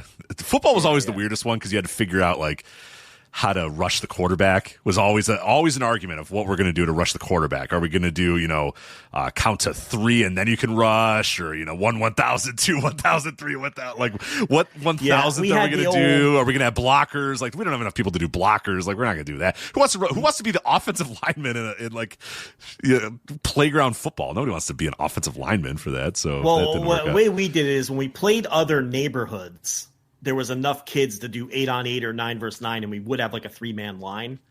But if we played just in the neighborhood, there was obviously no line, and we would do the 5 Mississippi. Yeah. And then you can come. But then once every 4 downs, you could yell blitz. Yeah, of course. Yep. Once every 4 downs. But here's the thing. Strategically. Got to use it strategically. Got to be strategic.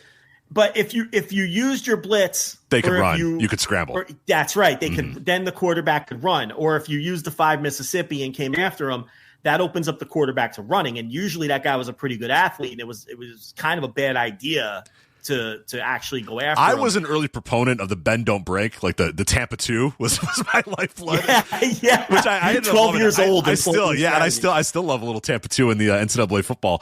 But I was always like, don't blitz, because exactly like you're saying, I was like, we're not going to be prepared. They're going to go all out. You're going to run the blitz. That guy can run. Yeah. That's an easy first down. Bend don't break. Just stay 5-1,000. Maybe stay in his face. You don't even have to rush him. You know what I mean? Like, stay in his face. Yeah. Wait for the 5,000. Don't even give it some time. Let the offense, the defense, because you go for that blitz, he can run, and then we're fucked. We only got 3 guys downfield. We're fucked. Yeah. And they're all running fucking deep routes because everybody wants to be Jerry Rice. So no one's right. So and the other thing is there was no Wes Welkers out there running 5 yards. No. Yeah. So he had all the room to run. And the other thing was, early on in the neighborhood, it was 2 completions for a first down. Okay. But as those kids aged out and we started making the rules, like as we got older, we changed that shit, because the 2 completions could be 2 very cheap completions. So we were like, no more of that. So what we do is take a stick And we basically estimate 10 yards and stick it 10 yards down the field. And it's like, no, you got to get the 10 yards. None of this two completion bullshit. And then if they get the first down, you fucking move the stick again. So that's how we would do it. And we had an enormous field, which was undoubtedly longer than 100 yards. In hindsight, I don't know why we did that. And, we had cones and for the sidelines. One sideline, and this is another stupid thing we did. One sideline was cones, right? The other sideline was a curb and a parking lot. Classic. You can only imagine the fucking chaos that would ensue on that fucking sideline when you get rocked into the fucking parking lot. And, you'd go home with bloody elbows and bloody knees. And I can't even fathom doing that now. If I got knocked into that parking lot one time now, I'd never be able to get back up. I think human anatomy, until you're like 18, your bones are just it doesn't break. Yeah, it just doesn't break. You fall out of a tree and you're fine. Like if I fell out of a tree now, I'd be dead. I'd probably have to be paralyzed for sure. The things we would do to each other as kids, like the sideline was a literal parking lot. It was crazy. There was sometimes I remember we would play football on the concrete sometimes for some, because like there was a couple years where like they were working on the field in my elementary school. Like they didn't want us to play football on in the field because they were ruining the grass or whatever. So instead of like, I don't know, playing hopscotch or, tag or basketball, hopscotch. We were like, all right, cool. So we just played football on the blacktop. For a year, we were just tackled each other on the blacktop, and like everybody's, a couple tears, couple guys had to get off the field for some blood, but we didn't think anything of it. We were like, that makes sense. Yeah, we'll just tackle each other on the concrete. That's fine, or the blacktop. That's fine. So fucking dumb. So dumb. I can't even imagine doing that. Like it would be fucking mental just to play tackle football in the grass now, let alone getting tackled in the asphalt. And the field we played on too was in a park that had a lot of those Canadian geese. You're familiar with those? I'm very familiar with Canadian geese. Yeah. So the field would be covered in that green goose shit. Right. And we would play tackle football in a field full of we'd have to chase the geese off the field just to start the game. And it would just be covered in that green and white goose shit with that distinctive goose shit smell. And we'd all go home covered in that. And that's why you don't ever get the flu, because whatever you got then at that time, you're good now.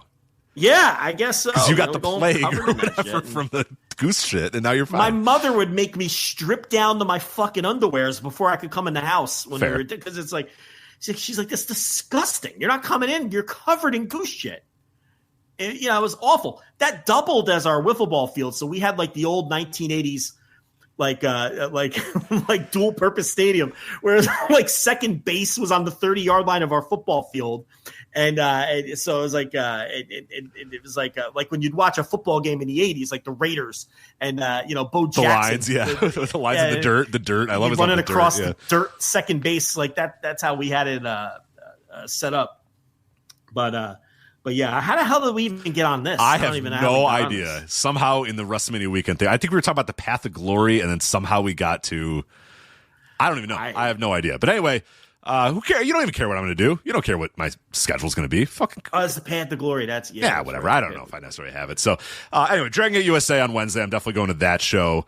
I believe on Thursday I'm going to go to Pandemonium Wrestling at noon.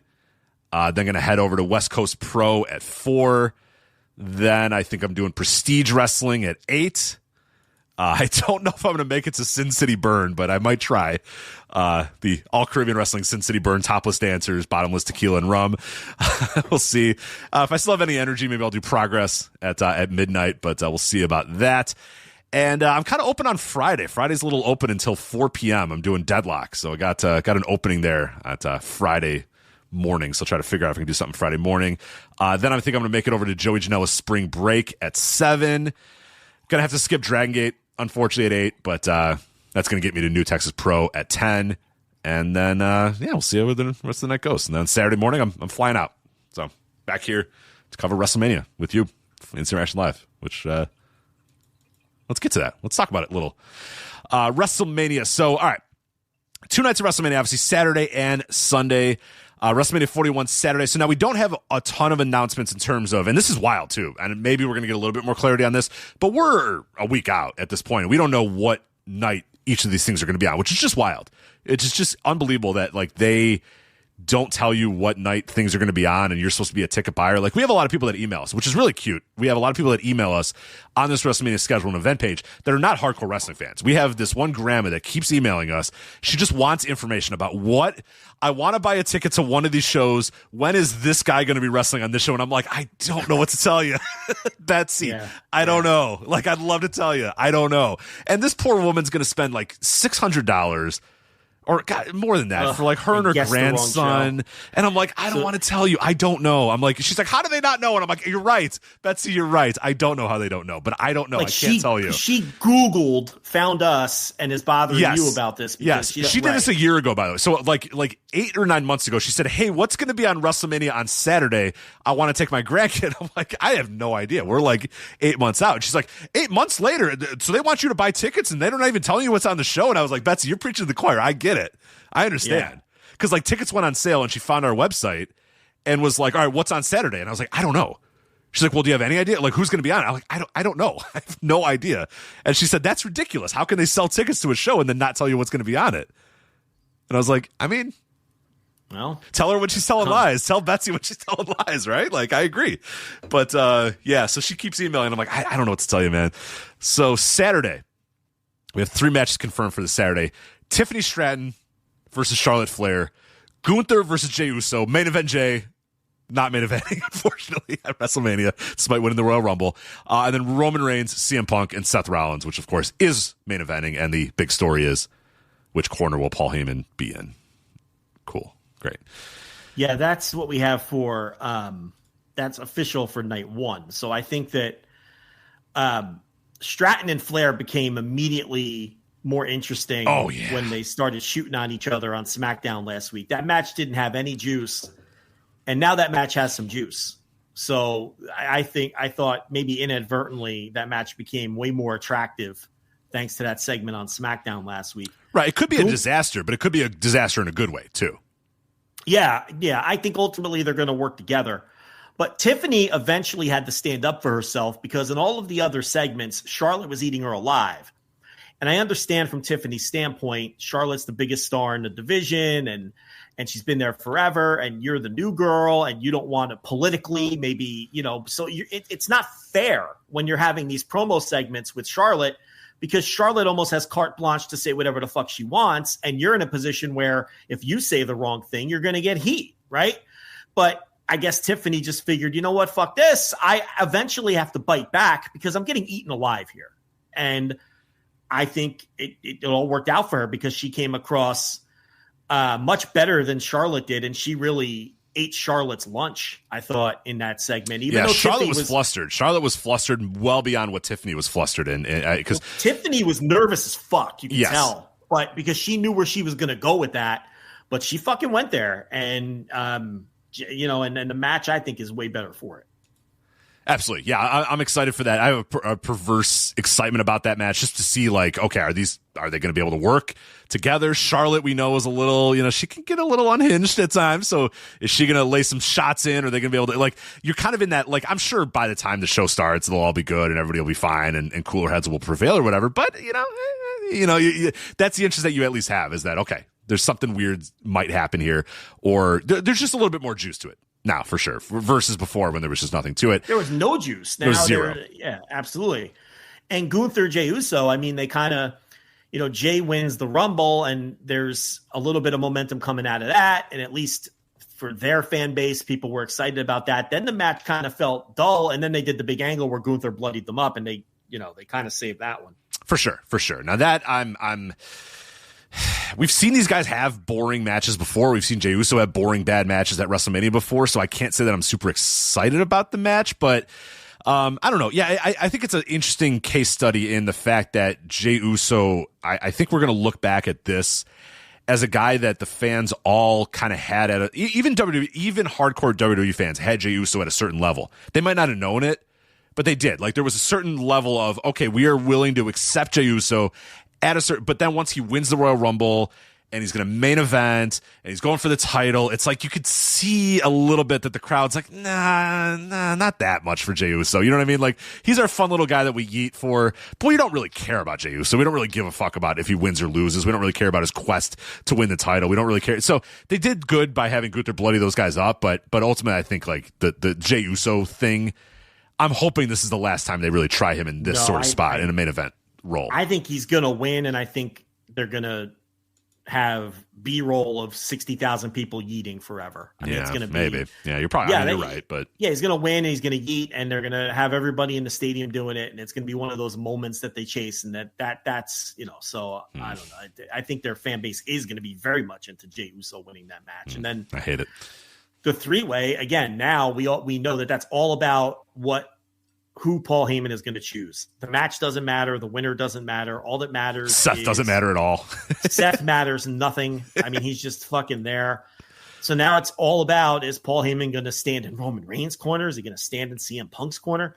And for their fan base, that shit's going to work. Mm-hmm. And their fan base is going to love that shit. It's going to be a one-act play with a wrestling match as a backdrop. And the drama isn't going to be in who's going to win or any of that shit. The drama is going to be what happens with Paul Heyman over the course of this match. Right. Will it only be Paul Heyman? Will other members of the Bloodline run in? Like, because CM Punk is now part of the Bloodline universe in a way. So, yeah, they've kind of gotten away from the Bloodline with Roman for the time being, but it's like all the intrigue and the build to this match and what they want you to, to care about.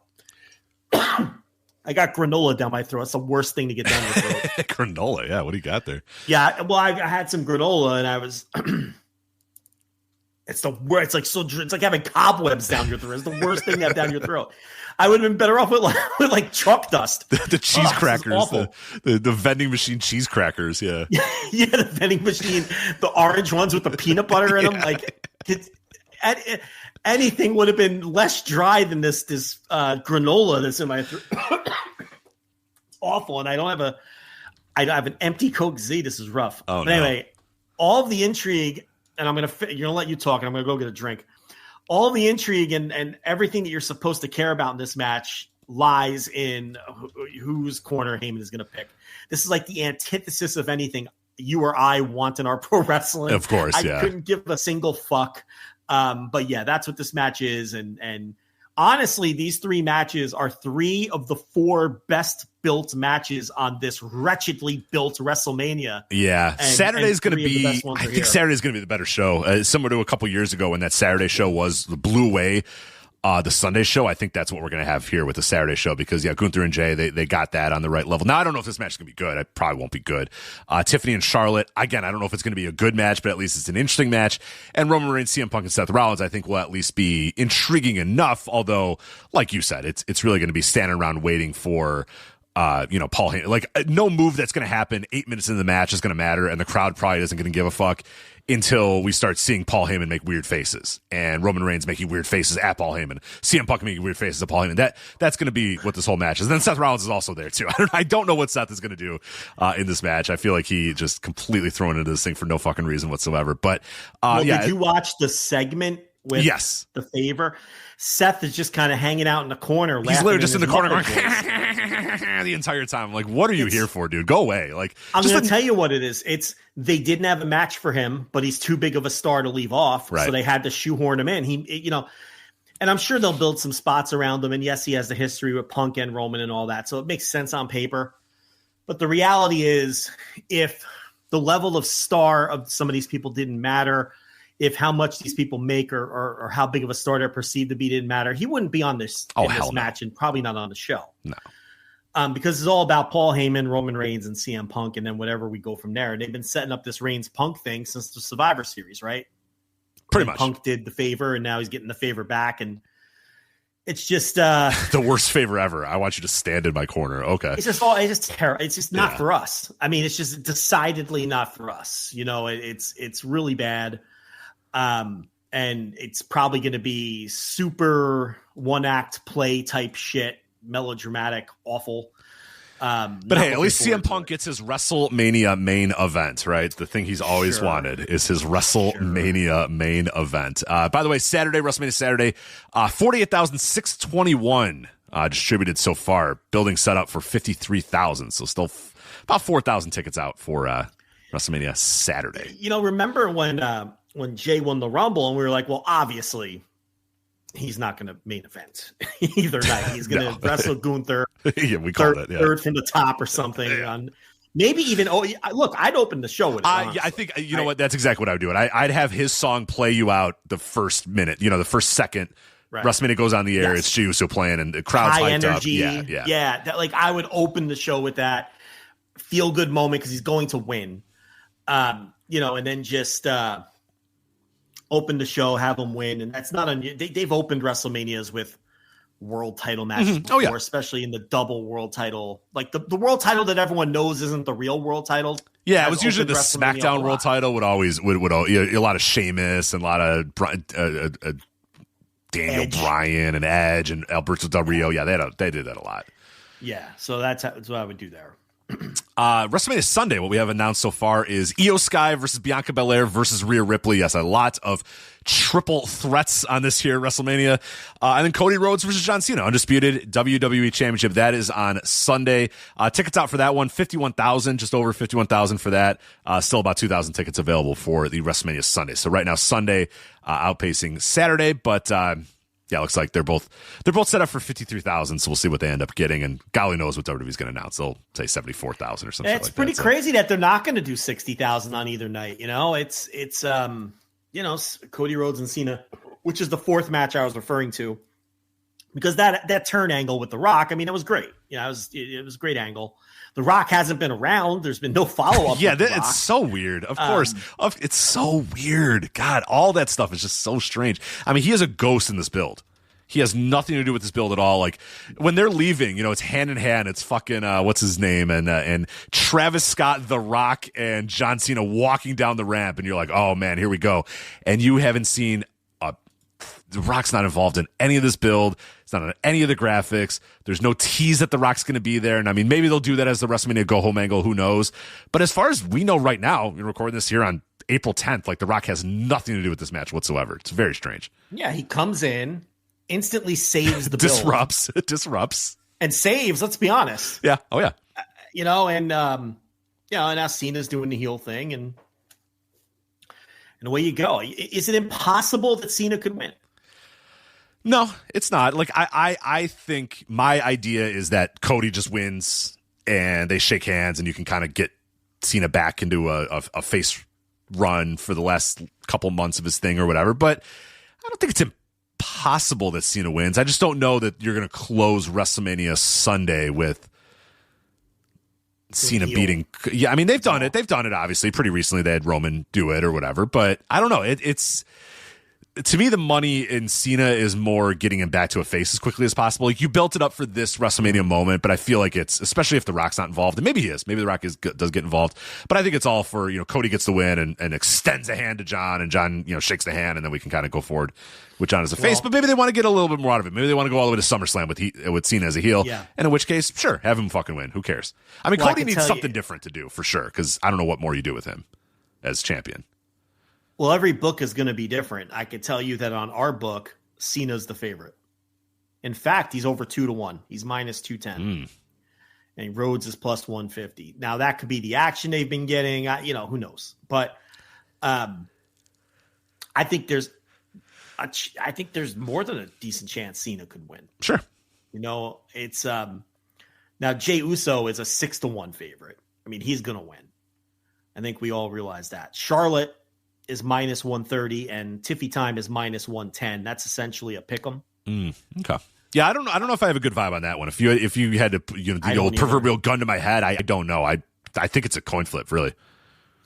Yeah, I think Charlotte will win ultimately. I mean, you look, they had her beat Rhea like a drum for all those years, and they don't always think like we do. Like, we're thinking, well, let's make Tiffy. They think they can make people by beating them, right?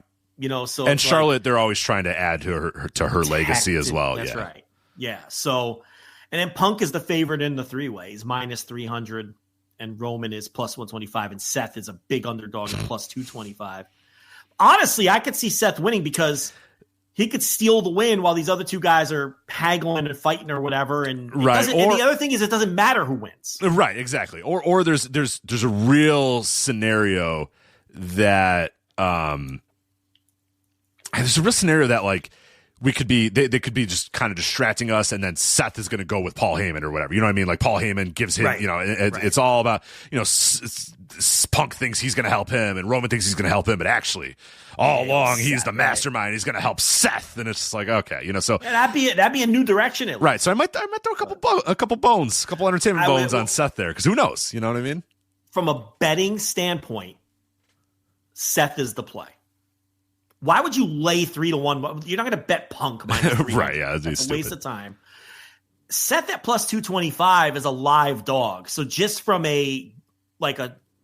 a sharp gambling perspective, you'd put your money on Seth here over these other two. It's not enough of a payoff for Roman, and you're laying way too much juice with Punk. But and then Cody and Cena, obviously, and then the three-way, Io Sky, Bianca, and Rhea. Again, this is the three-way mania. They're shoehorning a lot of people onto the show by using three-ways. I think it's funny, but the further Levesque gets from the deck that Vince set, because remember, the bloodline got hot under Vince. That's when Sammy was added to the bloodline, accidentally got hot. Vince kept him in it. Triple H inherited that. Triple H inherited the Cody push. The Cody push was Vince's idea. That's how he talked Cody into the company. It's Vince that flew down there, gave him the money, and said, I'm going to strap the rocket to you. That was Vince. That's right. So Levesque inherited all these things. His first big creation was Damage Control, baby. I mean, that was his first big creation. Judgment Day existed previously under Vince, if I'm not mistaken. And, obviously it's gone different directions with Levesque and everything. But my point is, the further we get away and where the booking is becoming Levesque's own, look at this Mania build. It sucks. Yeah, it's bad. It hasn't been good. If it wasn't for The Rock, I don't even know if they'd have a hot day 2 main event right now, right? If it wasn't for Tiffy Time and Charlotte shooting on each other, that match wouldn't feel hot, all right? You want to give him credit for Jey Uso and Gunther? All right, that's fair. Okay, you give him credit for that. But what else on this show has been well-built or has a lot of anticipation or feels like something hot and doesn't just feel like it's something that's been thrown together or jamming a bunch of people into the same match? I mean, these TBA, the matches that we don't know what night they're going to be on, I mean, it's not a murderer's row. If you're thinking, there's a lot of other matches you didn't say, guys. All right, fine. LA Knight, Jacob Fatu, U.S. title. Is that really stoking the flames for you? Are you buying a ticket to go watch LA Knight and Jacob Fatu? Or are you buying a ticket? And I want to say, Jacob Fatu, remember when he destroyed Braun Strowman on Saturday night's main event? Yes. And we praised that. And the whole basis of that praise was, it's Braun Strowman. Who cares? Like, he's a nothing, but he's a big, ugly, intimidating guy, and it makes Jacob Fatu look great. They continue to feud between the two. Instead of leveraging that into launching Jacob Fatu, they had Strowman continue to feud with him. Remember the Wyatt Six, Rich? Oh, who can forget the Wyatt Six? Yeah. Where the fuck are that? They bring them in.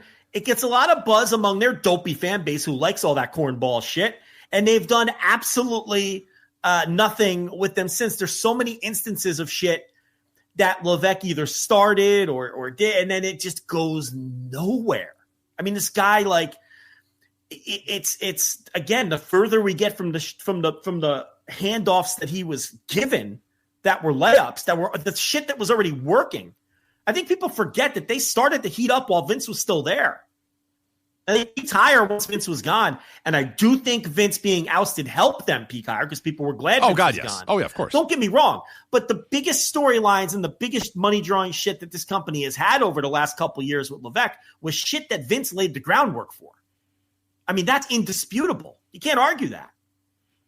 And there's just so many examples of things like the two that I just gave you, and there's others too, that I'm just not thinking of right, where it's like the things that just went nowhere. So the Wyatt Six came in, killed fucking a person. Killed Chad Gable. They murdered Chad Gable, yeah.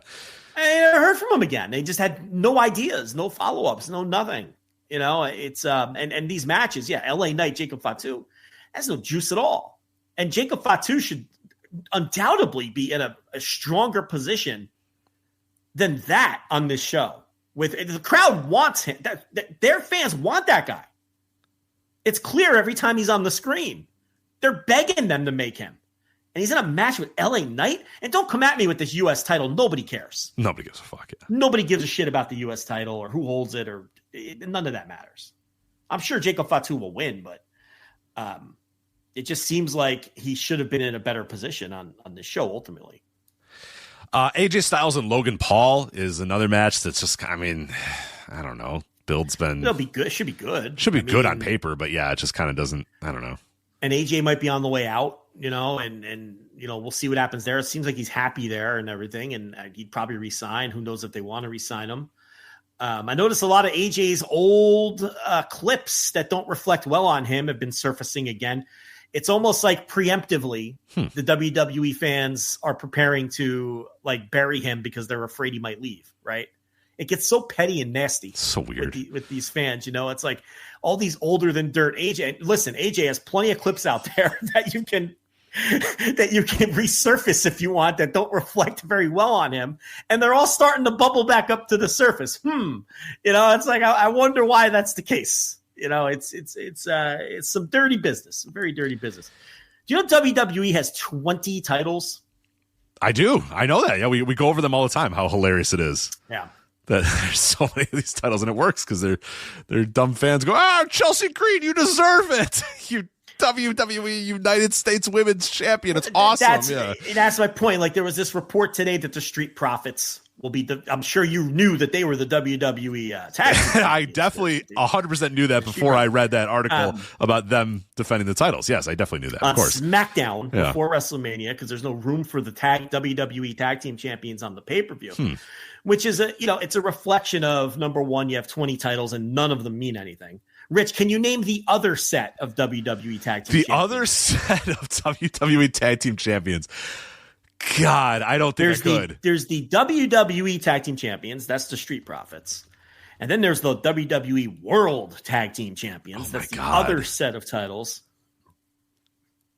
They also won't be on WrestleMania, by the way. I don't know. It is the War Raiders. Really? All right. I would have never gotten there. Yeah, I would have never gotten there. They've held them since December, by the way. So bad job out of you not paying attention to whichever show that they're on, because they're not on WrestleMania. I know what show they're not on is WrestleMania. So. yeah. But look, that's another reflection on Levesque, right? He's got two different sets of tag team champions, neither of which are going to be, or at least to this point, have been booked on the WrestleMania show. One of which the rumor is will be on the SmackDown, relegated to SmackDown with the fucking Andre the Giant Battle Royal. Do they even still do that? But they do. But it's like that's a reflection on Levesque no matter what way you cut it, right? If you say, all right, well, the Street Profits aren't over enough to put on WrestleMania. All right, well, whose fault is that? The booker, right? Or if you say, oh, the tag team titles don't mean enough. Well, whose fault is that? The booker, right? You would think that a booker who gets all this praise like Levesque does, at least one set of these world tag team titles would mean enough to be on WrestleMania, a 2-night fucking show. It's not like you don't have enough slots for matches. And he doesn't even have a pair of tag team champions that's over enough to put on either night of WrestleMania.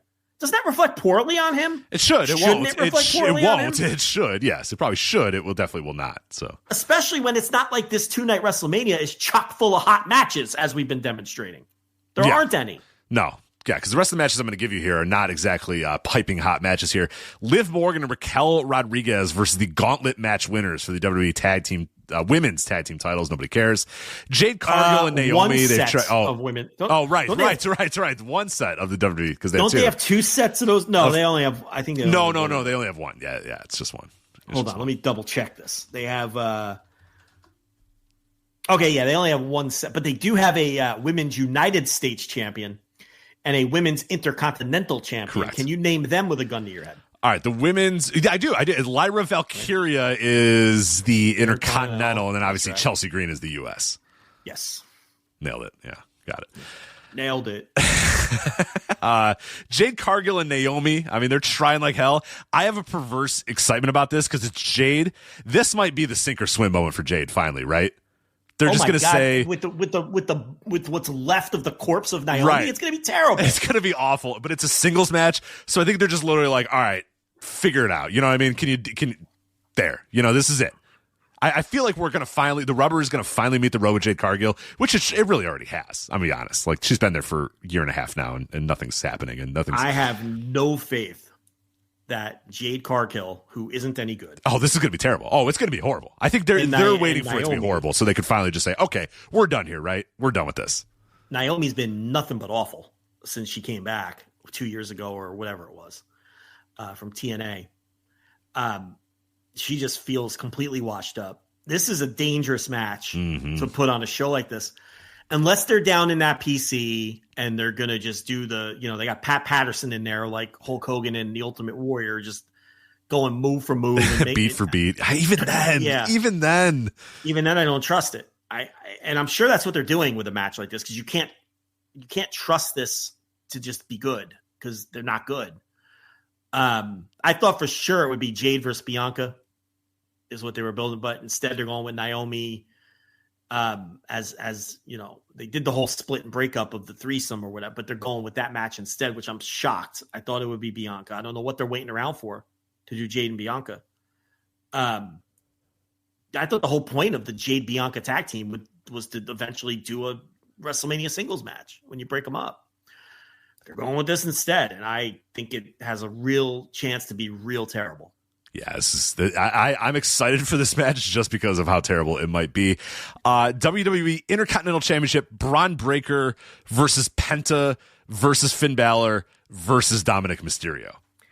Get them all in there. Who else can we throw in there? Yeah. Throw them all in there. Whatever. Braun is showing a lot more charisma these days. He's been good. He's got a lot more confidence. You feel like he can live up to what everyone was predicting for him at the very start. You got Penta in there. Phoenix is not on the card yet, so he might still be smarting at Tony Khan for waiting so long to let him go, because it doesn't look like they're going to work him in. Why don't you just throw him into that match? I mean, what the fuck? But it looks like they're keeping Penta and Phoenix apart right now for some reason. Yeah. So I don't know. It's a fucking 4-way match with 4 guys. Who fucking cares? Yeah, it doesn't matter. You just hope that it's good. Rey Mysterio versus El Grand Americano. Yeah, I have no use for this Gable gimmick. He's been struggling with the luchadors for all this time, and now he's got a match against Rey, and I don't know. Rey's 1,000 years. I haven't cared about Rey Mysterio. I haven't cared about Rey Mysterio since 2004. So I don't care. I've been watching this guy for 30 years, and I haven't cared about him for 20. It's tough. Yeah, it's tough out here for Rey Mysterio. And then Damian Priest versus Drew McIntyre. Poor Drew. Well, they weren't going to leave him off, and they had to figure out something. So they got him on there. So we see how they split these matches up. I'm sure they'll add some more this week. Again, we had to do this. But look, this is not a good-looking WrestleMania. This is not a great build for all but like 4 matches. And, yeah, it's the 2-night extravaganza. At least there's going to be more than 4 matches on each night. They could have tortured us with that and done like right. Because the thing is, they do 4-match shows. That doesn't mean it's going to be 90 minutes. They still keep you for 4 hours. Yeah, you're still there for 4 hours watching It's Bailey, promo packages for some fucking reason. And right. Yeah. So at least there's going to be match after match, with the 4-hour, I'm sure these will be 4 or 5 hour shows, but at least to this point, there's 79 times 12. Well, there's still only fucking. It's not that many. Matches. Yeah, it's not that many. It's still only 6 each right now, which for a Levesque, he's probably like, oh, god damn it. He's fucking sweating bullets. Don't forget, you're going to have Paul Levesque come out. You know, it's so funny. Remember how we said the perfect way to start WrestleMania on Saturday is right out of the gates. You play the WrestleMania video package. You go right into Jey Uso. No, that's not what they're going to do. We know how they're starting Saturday WrestleMania. Well, you think the King of Kings? Of course, he's going to come out there. But remember, he's got to get his Hall of Fame pop when they bring the Hall of Famers out. He'll do both. Are you kidding me? You think he'll do? You don't think he's going to say, once is enough, guys. I'll come out for the Hall of Fame. This is going to be a great test because Anybody with any business sense whatsoever that's not an ego fucking maniac would say Jey Uso starts off WrestleMania Saturday, right? Immediately goes into everybody yeeting, right? That is what you want. Especially when you're getting your pop when you headline the right. whole thing. This will be, oh my God, I can't wait to see. Because can this, presumed egomaniac, even though, he's a very shy guy, will he come out and do the Are You Ready? Oh God, I can't wait. I just realized I'm now excited for WrestleMania again. I'm in again just because to see, will he take that first pop from Jay? Will he do it? Despite the fact that he's going to come out later to get a WrestleMania pop. Hey, I'll give you another one. Remember when New Day turned on Big E? I do remember that. Yeah, right. That was the greatest heel turn of all time.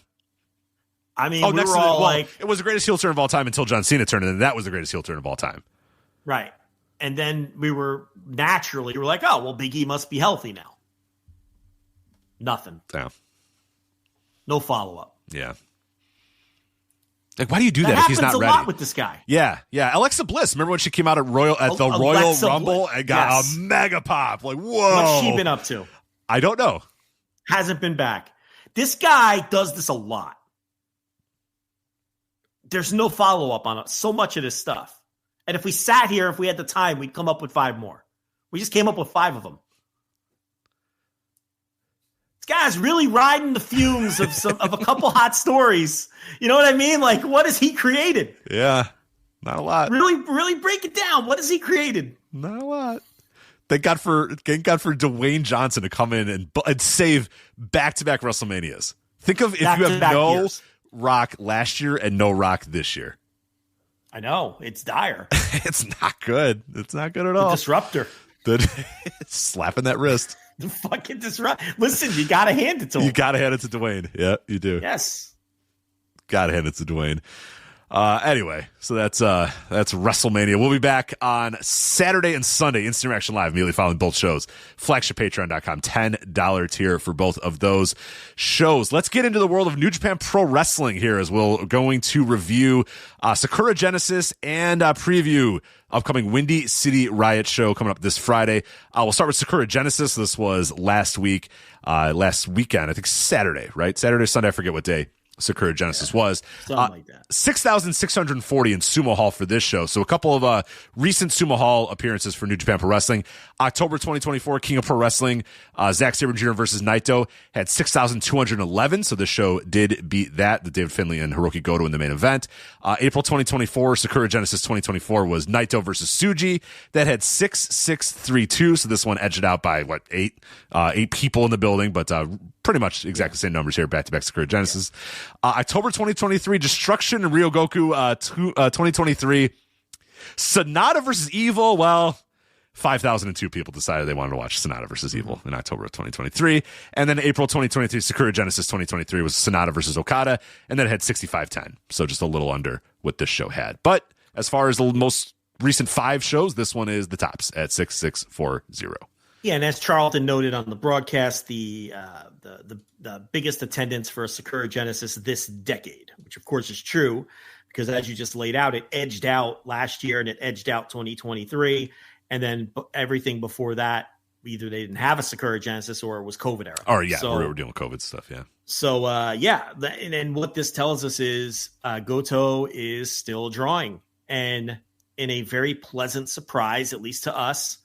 I talked about this a little behind the paywall. Very divisive predictions for this match. I don't think that the fan base had a real good handle collectively on who they thought was going to win this. We thought Finlay was going to win. I'm glad that he didn't. And Goto wins again, and they're going to keep this going. And when you look at the fact that he drew again, you can't knock it. I mean, this Goto thing has legs. It's the feel-good story. And to me, it's the biggest and best feel-good story in pro wrestling right now. I'm not in love with a lot of the things going on in pro wrestling these days. I think everybody knows that. But when I watch these Hiroki Goto title matches, I watch them with a gigantic smile on my face. It feels good, because not only did they finally belt the guy up, it's been meaningful for their business. Like, it's working. It's not just a gold watch. It's not, fuck it, we don't have anybody else. It's desperation and like fucking business is dying. No, It was a feel-good title win. It's a feel-good title run, and it's been great for business. Right. So they're going to keep it rolling. Right. Even if it made sense storyline-wise, and we talked about it of maybe moving it over to Finley or whatever, it's not like you need to. And they didn't. They said, you know what? We don't really need to move it over to Finley yet. Goto's still drawing, so fuck it. Let's ride this wave as long as we can. And it now I don't. Does he see it through the G1? I don't know. I have no idea. I'm going to be done predicting him losing now because I really thought this was going to be the one where they were going to say, okay, we've had our fun. This was a good little ride, but we're over. But there's really no reason to do that. If you have the highest drawing Sakura Genesis of this decade, you obviously are drawing better than those other 4 Sumo Hall shows that I mentioned. Like, there's really no business reason to move it off of Goto, and you can tell a lot of the same stories that they're telling up and down the card with Goto still being the champion, and every one of his matches has that sort of feel-good moment about him, and that's, you know, so much of pro wrestling and a lot of New Japan over the last few years has been very heat-based and very, you know, just always like a lot of heel heat and stuff, and it kind of changed obviously with Zack Sabre Jr.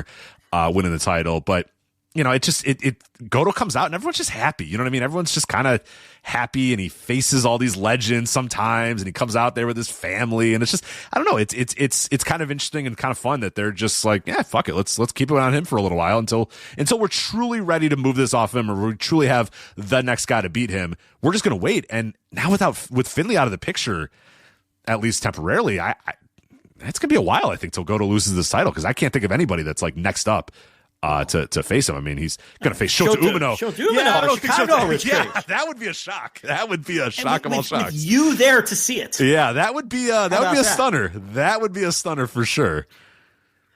That show has pushed over 4,300 tickets in the Wintrust in Chicago for a building set up for 4,500. So they're going to have the full allotment of at least their setup.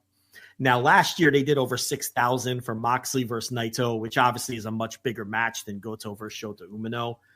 And the year before that, they didn't run Wintrust. They ran, was it the Now? I don't know. I don't remember. Where the hell did they run a couple years ago? They may have run Wintrust. I don't know. No, they didn't. Wintrust. 2023, it was a smaller building. They did 2277 in the smaller building. I think it was. That might have been the Odeum still. I think that might have been the Odeum still.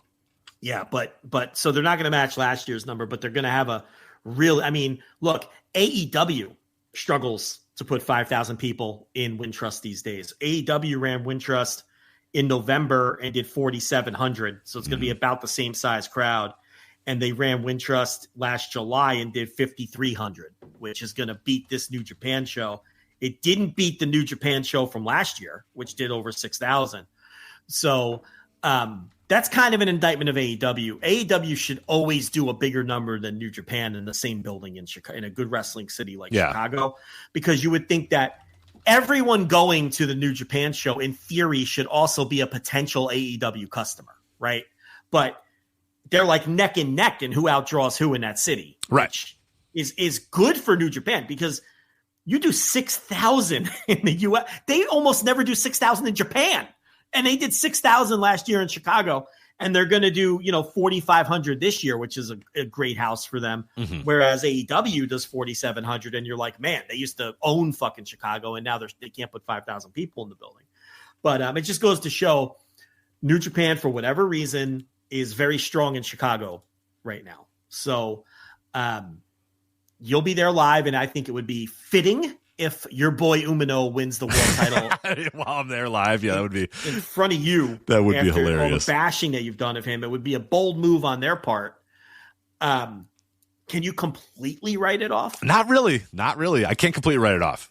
Not at all. Because they still obviously have a lot of confidence in pushing Umino and presenting him as, a top star still. And he's, sort of a heel, but not all the way a heel. I can't write it off. I can't. And that might be, they might say, what would be great is to do it like on the road or whatever. Cause he's going to get incredible heat in Chicago. Like, people are going to boo Umino and cheer Goto a ton, but I wonder if maybe they think it's better to do that in America than in Japan. Like, I'm just kind of fantasy booking it if Umino was going to win, but I mean, I think I would still probably assume Goto wins, but I can't rule it out. I can't say it's a 0% chance that Umino leaves Chicago as champion.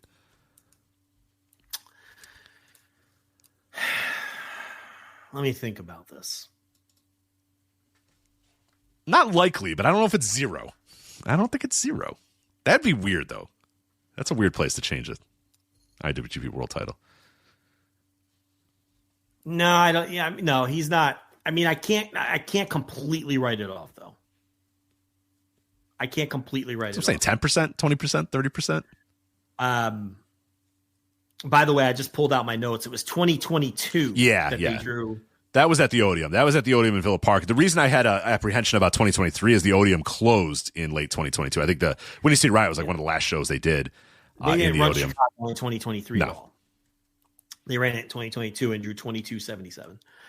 That was a good house in the Odeum. The Odeum doesn't pack that much in there, but that was that incredible Moxley Ospreay match, which was just phenomenal. And nobody could watch it because the stream was all fucked up the entire time. So yeah, they're still not drawing well for that LA area show though that they have coming up after that. But they haven't announced anything other than I think Monday. So we'll give them a chance there. Yeah, anyway, but let's talk about this. Look, the Goto Finley match rocked. That's the other thing. You know, Goto is also delivering from that standpoint. And he didn't just beat Finley. He gave him the whole fucking kitchen sink and just definitively beat Finley. He gave him 2 or 3 GTRs. He hit the shouting Kai. He just, again, the fucking kitchen sink. And when he did put 2 of them at the end, he was just like, not one of my finishers. I'm going to do 2 of them to beat you. Yeah, and the last one with Finley like foaming from the mouth, like the great visual, and Goto just locked him up, held it for a second, stared it down, and then was like, fuck you, and just hit it. And I was unspoiled, so when he held it, I was like, oh, fuck, Finley's going to reverse this thing right now, and Goto's own hubris is going to do him in here. But then, no, he just picked him up and dropped him. It was fuck this guy. I'm beating this little shit. And he just put him away in the most definitive fashion possible. And really was an excellent match. To me, it was the best match on the show pretty easily. I don't even think anything else was even close, to be completely honest. There was one match that was Takeshita Oiwa? Yeah, I don't know if that wasn't close. It was good, but it wasn't as close. No, it wasn't. I thought that was a good match, not a great match. That's I didn't fair. love it. That's fair. I thought Goto Finley was a great match. I thought it was the one great match on the show. On a show that had some good matches, but it didn't have anything else that was great. Yeah, look, Goto, man, he really, the way he put away Finley and the definitiveness of it is to me, he finally felt like the real world champion of the company following this one, rather than it's a guy getting the proverbial Rocky run, which is what he kind of felt like until this point. It was like a feel-good run, but he's beaten Nagata and Tanahashi, people who, you know, we all know he's going to beat older, and in kayfabe, they're older guys who aren't expected to seriously challenge him. Here, he beat a true top contender, a young hotshot who's been getting pushed for 2 years, who a lot of people thought could realistically win the match. They had a great match. Goto won. He looked dominant. He wrestled great. Like, he feels like the real world champion of the company now.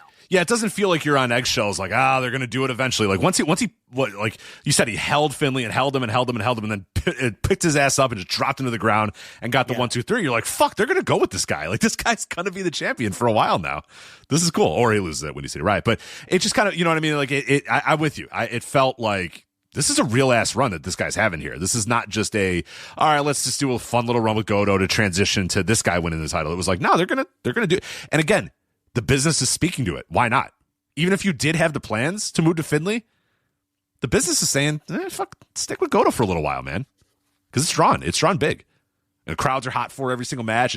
And he's delivering big, too. And that's the other thing, too. You can guarantee you're going to get a good-ass main event with Hiroki Goto. He's not going to go out there and dog it ever against anybody.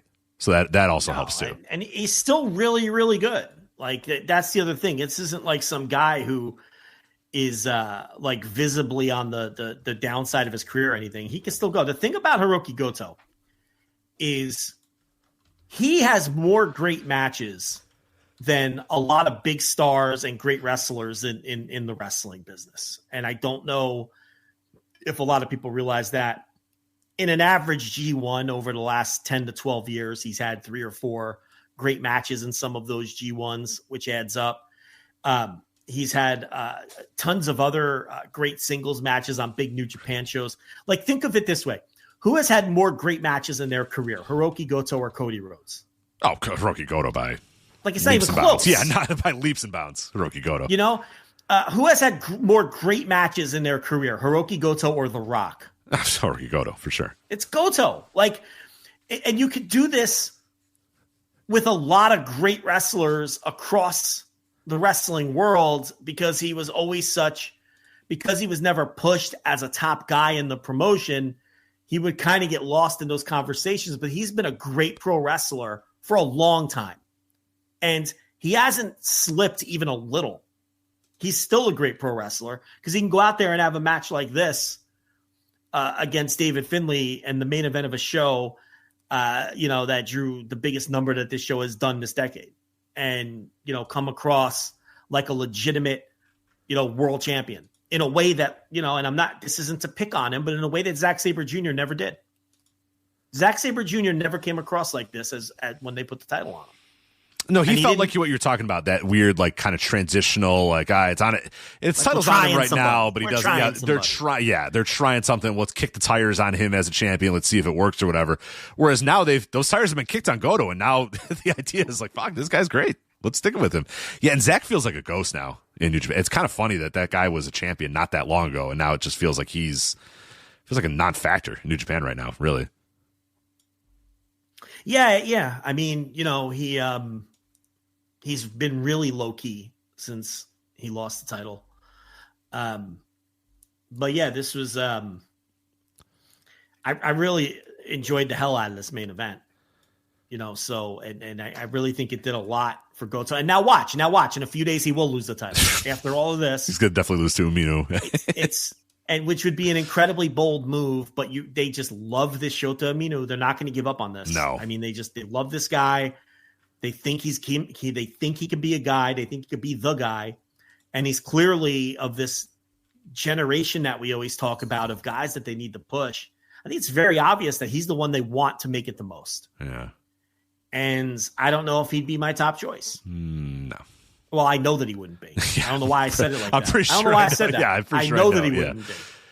But here we are. So even after the main event, so he Goto beats Finlay, and then Umino comes out, and the crowd all boos him, and Umino does the thing where he's like, "Oh, I'm just going to leave then if you guys are all going to boo me."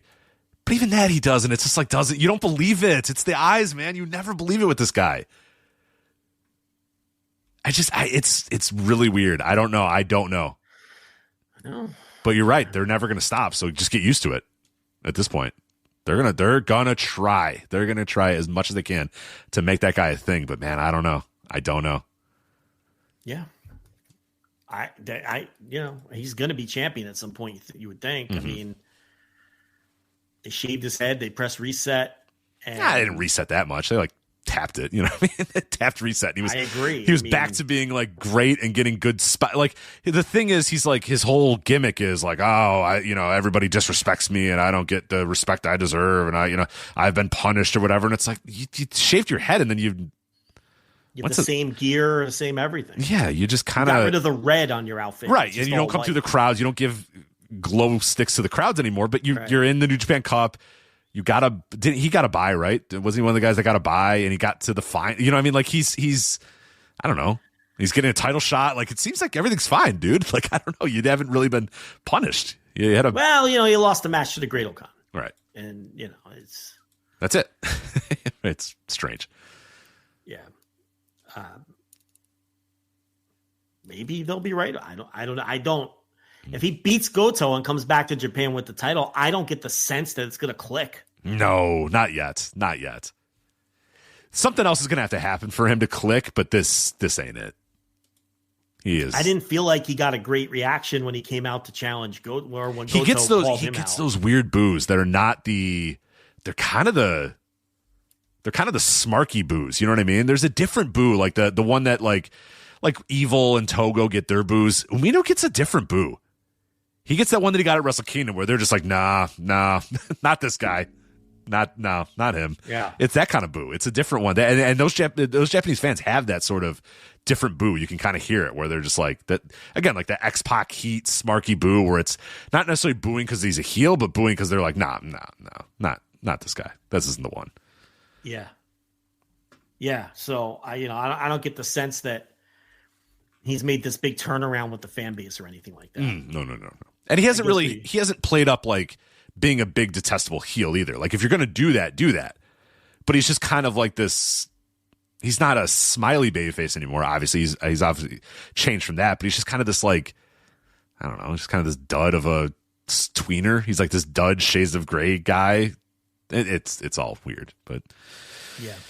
It's not going away anytime soon. But otherwise on the show here, we'll quickly go through the rest because there's not a lot of I don't have a lot of notes about a lot of the other matches on the show. 7-main event was Yota Tsuji versus Evil. Yota Tsuji got the win, retained the title over Evil. I thought this was fine. It's the problem that I have with this kind of match, and it worked in the sense that you have Evil and Dick Togo and the House of Torture doing all the evil things and interfering and knocking the referee, distracting the referee and all the. And Yota Tsuji overcomes them all. And Shingo Takagi comes out to help him overcome them all. And Yota Tsuji's twin is out there to help him overcome. And I feel like we do this a lot, though. And that's the problem with these House of Torture things. We do once and for all, the House of Torture's been defeated. They've been vanquished by the New Japan Army or whatever. But we do this like all the fucking time. So it just loses all impact. If it was like a one-time thing where the House of Torture cheated for a year straight and then all the New Japan guys banded together to fight against them and the babyface prevailed, that'd be great. And then that'd be the end of House of Torture. You know what I mean? Then you kind of dissolve them and whatever. But we know the next month it's going to be the same shit. They're going to come out, they're going to interfere, do all this shit that they always do, and then the babyfaces will team up to prevail, and then the good will defeat evil again, literally. It's like they do this all the time, and it's like hard to really get into. Oh my God, yes, the House of Torture has been vanquished. Oh, their evil ways did not help them win on this night because New Japan banded together. Like they do this so often that it's hard to really buy into it. But I don't know, that's just fine. In a vacuum, it was a good babyface getting a win over a detestable heel, but I don't know. Well, they brought the brother out again. Tsuji's brother. Mm-hmm. The commentary got to make dick-to-dick jokes. I thought Tsuji's leg selling was really good, if I'm going to say something. You know what it felt like, too? Felt like an old-school Dragon Gate match, but that kind of match fit the tone of Dragon Gate. I just don't. I'm just tired of being a broken record. I don't like or care about any of this shit, and I never will. I just don't like it. So I'm not going to keep repeating all the same points. I guess Uemura came out to challenge Tsuji, right? He did. Yeah, after the match, Uemura came out and challenged him. So they could just have a wrestling match, thankfully. I don't give a shit how many people in Japan love this stuff. I don't like it. And I'm here to tell you what I think. And I'm tired of it. And I really wish we would just start taking some new directions and get rid of all this shit in New Japan. That's what I think. This was a bunch of fucking garbage. But it wasn't the worst match on the show. So. I think I know. But let's go to this match here. Tag team titles. This is an interesting match. I have some notes here about this one because I think this is going to be an interesting talking point here. 10 minutes and 45 seconds. United Empire duo of Callum Newman and Jeff Cobb defeat Hiromu Takahashi and Tetsuya Naito definitively, and Naito's the one that takes the pinfall. From Callum Newman. A lot of people are going to be wrong about Callum Newman. A lot of people. And I'm just letting those people know now that they can start walking it back. Callum Newman has been iffy, up and down in his New Japan run. There's no doubt about it. He's also 22 years old. And I thought he was spectacular in this match. Not only because the match was built to make him look great, but he performed great. And it's very clear that, like we talk about, the company is obviously behind Shota Umino and believe in him. It's very clear the company is behind Callum Newman to the point where he's had this ongoing program with Naito. Naito beats him in all these singles matches. We thought maybe Newman would get him in the New Japan Cup. They didn't go that direction. Newman got him here. So Naito's on board too, because Naito is a big enough star where he can decide who he is going to and not going to lose to. We all know that.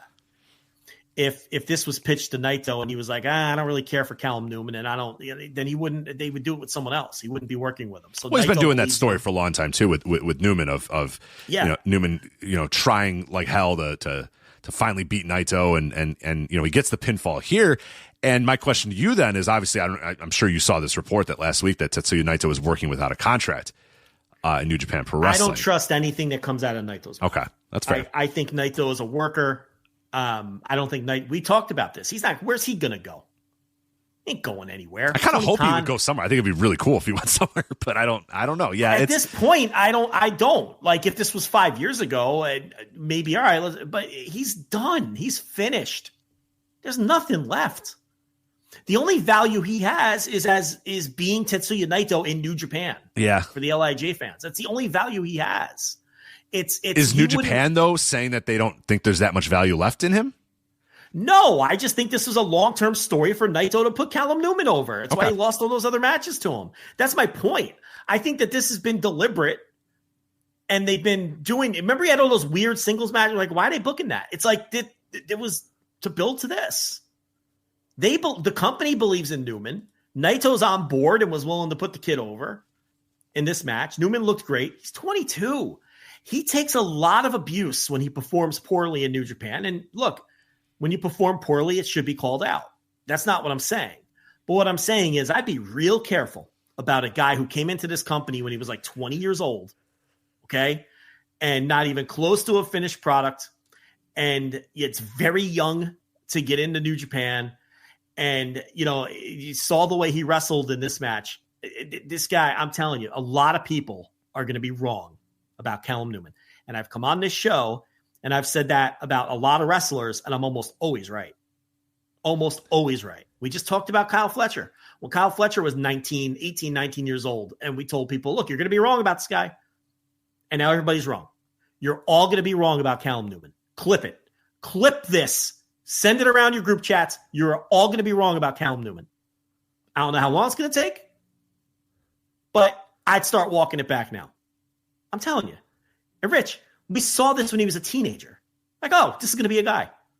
This guy has a chance to be a guy. Yeah. And here we are. I wasn't surprised at all when Ospreay got him in. And I wasn't surprised at all that long since Ospreay's gone, they're keeping him around and they're pushing him.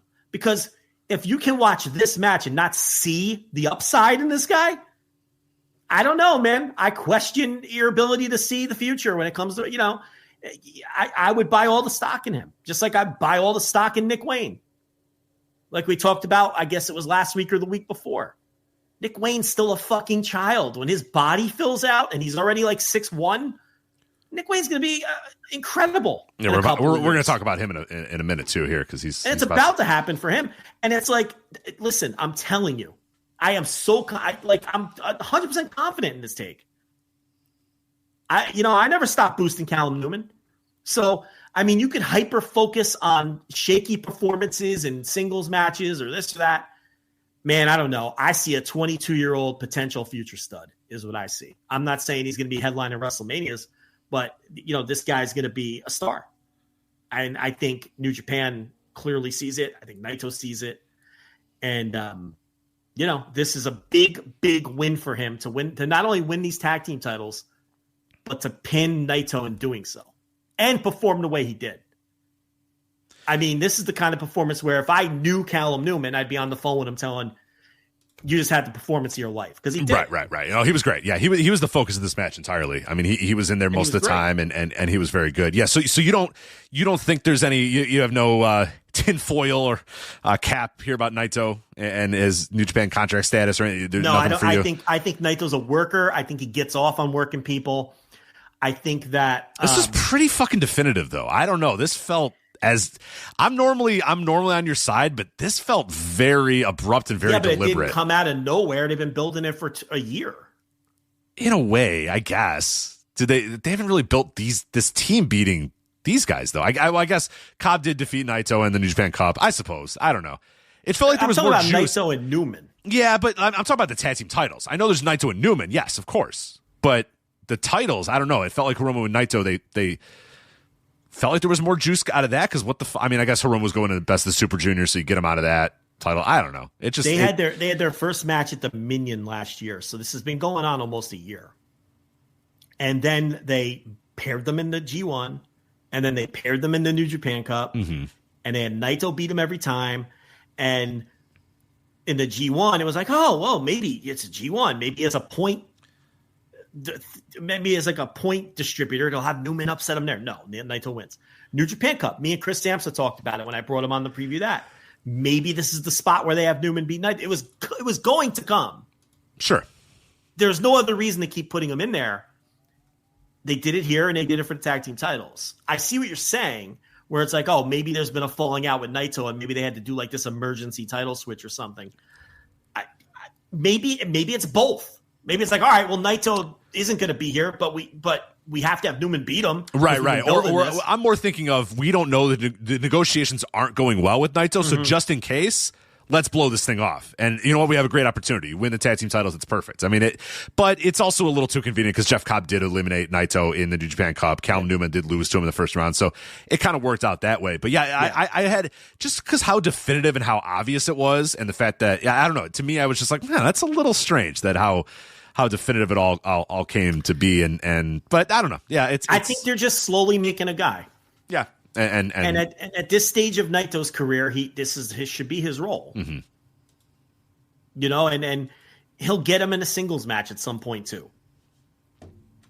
You know, I just don't buy this idea that Naito. Where's he gonna go? Yeah. There's not much, out there. Where's he gonna make the money? He can't go anywhere in Japan and make the money he's making here. Maybe Noah. What's he going to do in Noah? AEW doesn't want him. WWE doesn't want him. Now that's it. You're out of options for a guy at that level. So it's pretty much know or bust. Yeah, he's pretty much got to call and it's say know or bust. And I don't see it. Why would he abandon? How?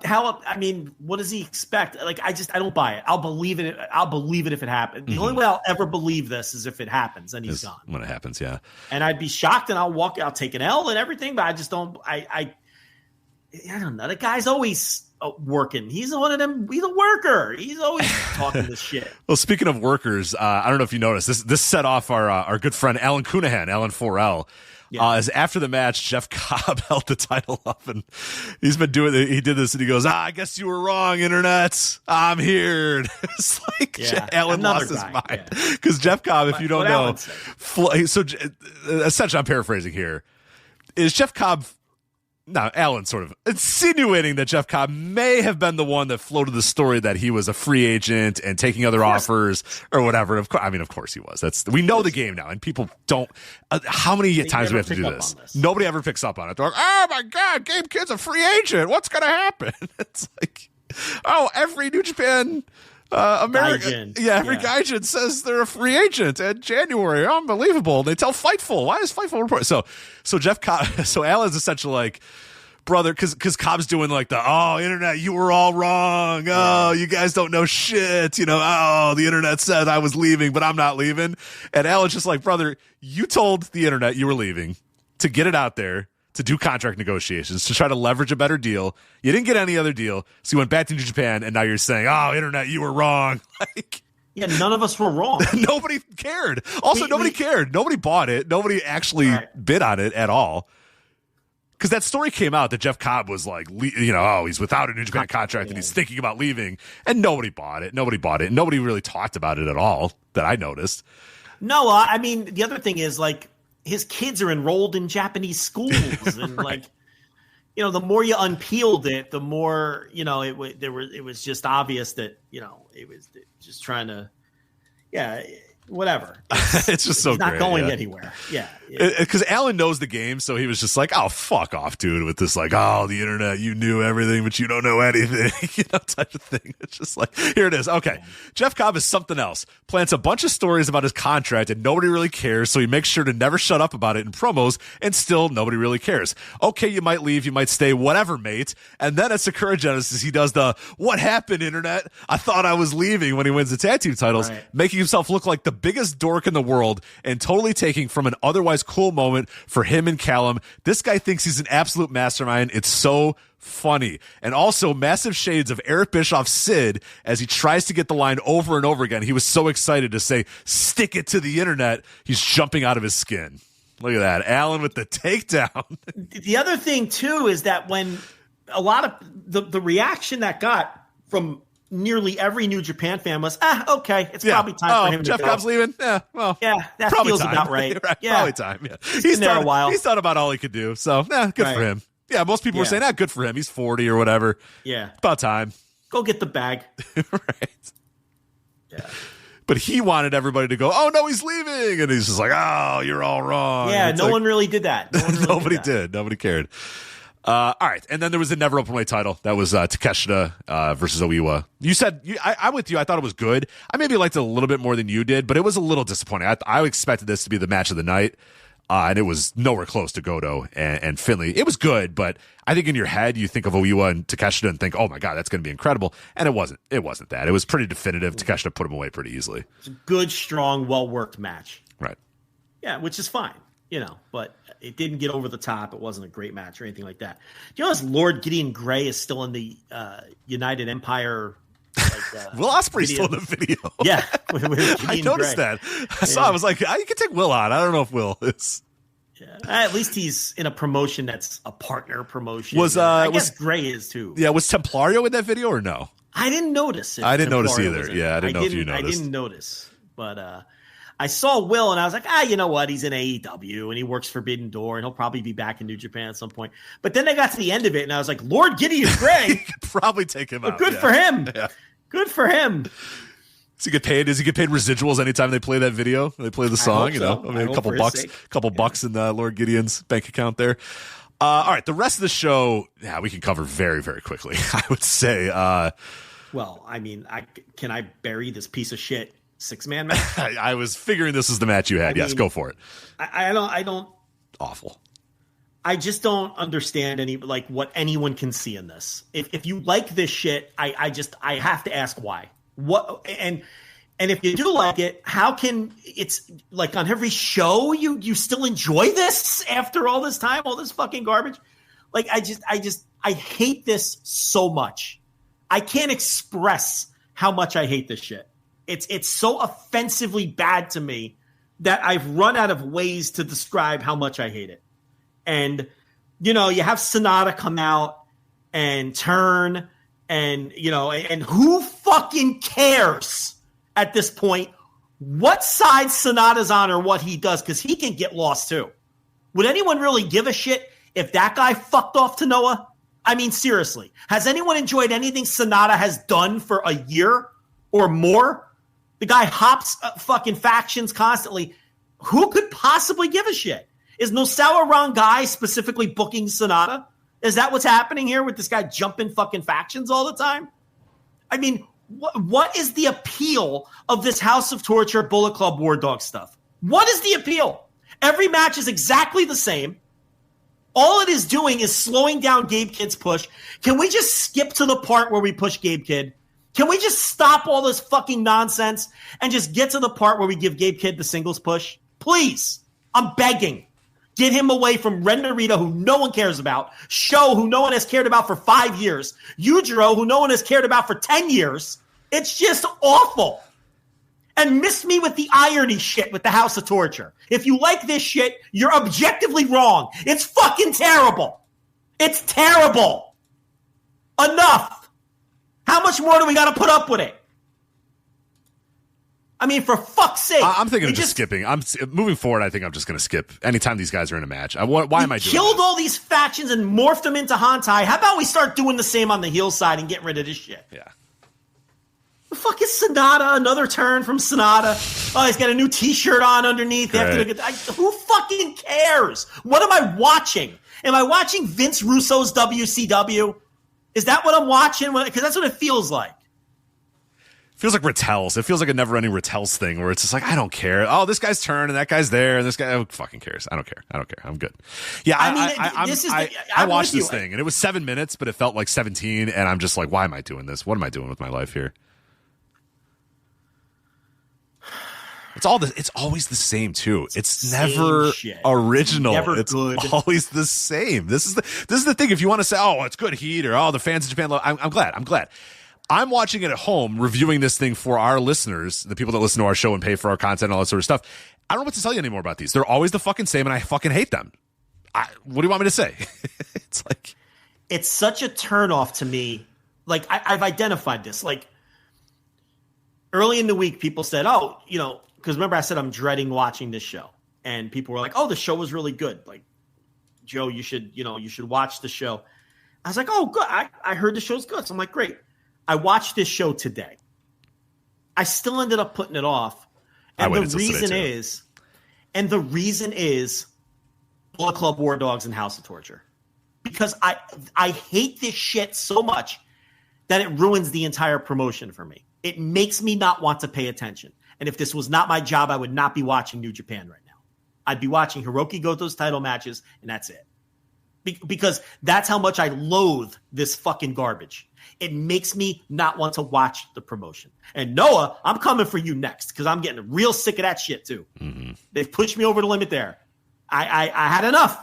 We get it. We heard you. Do something different now. Give Team 2000X something to overcome. Gotta show some ass. They gotta show some ass. Have to show some ass. We've established their dominance. What's next? I'm fucking bored now. Next step, please. Kenta needs to beat that guy. But that's a conversation for another day. This is like mid-card shit. We have to put up with it. This isn't even top of the card shit that's drawing money. You can at least argue in Noah, they're packing houses with that. Okay, that's no one. They're not packing houses for this. Ren Narita's not a fucking main eventer. He's a mid-carder who this company has given up on. They know he's not a guy. That's why he's in this shit. It's fucking Yujiro. Don't need it. Don't want it. Yeah. Got no use for it. God, the Yujiro expiration date. How expired and moldy is fucking Yujiro at this point, man? Good Lord. Yujiro. I just can't. It's just so off-putting, and it's just total go-away heat. My God, man. Can we just go back to fucking wrestling and New Japan Pro Wrestling at some point? Nah. God, I hate it. No, because we keep saying this. We've been saying this for 5 years now. It's not going back. But now I feel like it's more prominent than ever. I really feel that way. There's some New Japan shows that we come on here and talk about where it's like half the card. Mm-hmm. Where it's like half the fucking card of this feud. Look, I said it before. I would take the Death Riders for 10 more years if you promise to get rid of this today. I'm not even kidding. I'm not even fucking kidding. 10 more years. If you promised me the House of Torture and the Bullet Club War Dogs would disappear today, I would sign up for 10 years of Moxley and the Death Riders. I would. That's how much I hate it. Anyway, what was next? Well, elsewhere on the card, we'll just go really quickly. You had the Yuya Uemura versus Sonata in your opener. Well, yeah, so Sonata loses, but this is the same thing that happened last time. He was going to turn later, so it's like it doesn't, you know what I mean? Right. And Uemura is getting a title shot, so, he gets the win. And to be fair, that match was fine. It was pretty decent. Yeah, it was pretty decent. Like, every match on the show, outside of the two House of Torture matches, I thought were fine. Yeah, Great Okan versus El Phantasmo. I watched the pre-show match a little bit, and I had no strong thoughts about either of these guys. I love that. Oh, Murashima and Nagai. I love that shit, though. Yeah. Like, it's like when I watch these young lions just go out there and wrestle, it's so refreshing because it's not what we're getting anywhere in the world. Just two guys going in. I love turning my brain off. Oh, these two guys are just going to wrestle. It's nice. I love it. I love these kind. I've always loved the young lion matches, but now especially in a pro wrestling it's environment. A great palate cleanser. Yeah, it's a good palate cleanser. So yeah, I really enjoyed it a lot. Yeah. Great Okan defeated El Phantasmo to win the New Japan World TV title by countout. He won via countout. Title change on countout. Which was creative and good. And I thought that this match was a lot of fun. I thought Phantasmo did everything that he does best with Okan doing everything he does best. And then they did the creative countout finish. So for an undercard match, for an undercard title, I thought it was a lot of fun. I was a little surprised that Phantasmo lost. I think he was having a pretty good reign there. But we talked about this in the show that maybe, Okan might be a guy that'd be interesting. I think Okan in the restriction of the New Japan World TV title, like we mentioned in a preview, might be good for him. It might help start to invigorate something in him because you can't write the guy off. There's still a lot of potential there. You're just waiting to see it realized. And I don't know, it hasn't quite yet. But yeah, Phantasmo had a nice little run, but yeah, they decided to move it off of him. And then Shota Umino defeats Hiroshi Tanahashi. I thought Tanahashi wrestled better than he has lately in this match. I'm hopeful for this weekend. I am hopeful for this weekend now after seeing this match. I thought he wasn't that bad. I thought the match was pretty good, and I don't ever really look forward to Shota Umino, but I thought Tanahashi didn't have one of his nights where you're like, oh man, let's just get to the retirement. I thought he was fine. Like, it wasn't vintage Tanahashi. No, oh god, no. Yeah, I'm wondering if he's trying to get himself into a little bit better ring shape for what's coming on Friday, which we'll preview here in a sec. But real quickly, on this show, they did also give the Best of the Super Juniors lineup. So here you go. Begins May 10th, ends June 1st. El Desperado, his 9th Best of the Super Juniors. He is a one-time winner. Master Wato, his 5th Best of the Super Juniors. He's won at one time as well. Hiromu Takahashi in his 10th Best of the Super Juniors. He is a 4-time winner. Fucking Kushida is back. 12th time. Previous, he's won twice. Ryusuke Taguchi, his 21st Best of the Super Juniors, one-time winner. Yo, his 7th. Can you believe Yo's in his 7th Best of the Super Juniors? Ninja Mac in his 2nd. Kevin Knight in his 3rd. Kosei Fujita in his 2nd. So Kevin Knight's an interesting one there. He told people he has a dual AEW New Japan contract. So Ninja Mac somersaulting in. That'll be kind of fun. Kosei Fujita, his 2nd. Robbie Eagles, his 7th. Can you believe Robbie Eagles in his 7th Best of the Super? 7th. Time flies, man. I wrote that down. I was like, really? Is Robbie Eagles 7? I still remember his first Best of the Super Junior match in Cork and Hall with Jushin Liger, where they had him upset Liger to establish him. I remember that match like it was yesterday. That's 7. That was 7 years ago. Yeah. It's crazy. Taiji Ishimori, his 9th Best of the Super Juniors. Bushi, his 13th. Francesco Akira, his 4th. Clark Connors, his 4th. Yoshinobu Kanemaru, your guy, 8th. Sho, oh, don't worry, you're going to get some House of Torture in the Best of the Super Juniors. Sho with his 8th. Dragon Dia, his 2nd. Dragon Dia of Dragon Gate, obviously. There's a mystery CMLL representative. We don't know who this person is just yet. Mao of DDT will be there. And then Nick Wayne of AEW will be there for his first Best of the Super Juniors. Yeah. Obviously, keep an eye on Nick Wayne to see how he both performs and how he's booked. They're going to beat Dragon Dia like a drum again. I'm interested in how they'll treat Mao. So there's some interesting things. They haven't done the blocks or anything like that yet. So,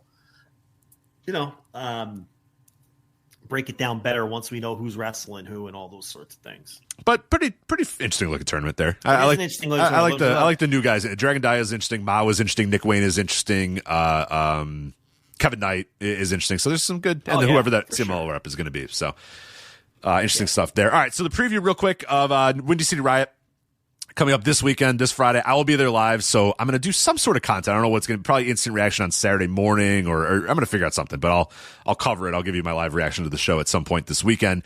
You have the main event, Hiroki Goto versus Shota Umino for the IWGP World Heavyweight title. We talked about that a little bit earlier. Hiroshi Tanahashi, his last match in the United States, Konosuke Takeshita versus Hiroshi Tanahashi. I'm wondering if he decided, okay, I need to kind of break out the ring rust a little bit. I need to go and put some good effort in here at Sakura Genesis to make sure my body's ready for this Windy City Riot. That's my hope, at least. I don't know if he's not turning the clock back 10 years, but if he can turn the clock back 5 years, we'll be in a good spot. I think he's going to try really hard to have a great match. I do too. Zack Sabre Jr. for the never open title. Takeshita's obviously retaining this title and moving on here. Zack Sabre Jr. versus David Finlay. So that's an interesting booking there. El Phantasmo and Rocky Romero versus Naito and Teton.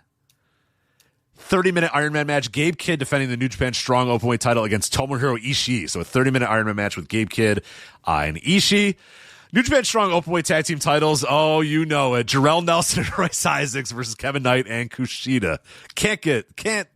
Cannot avoid the world-class Wrecking Crew. New Japan Strong Women's Title number one contendership match. Obviously, the winner of this will go on to face Mercedes at that LA show that you mentioned. Azumi versus Mina Shirakawa.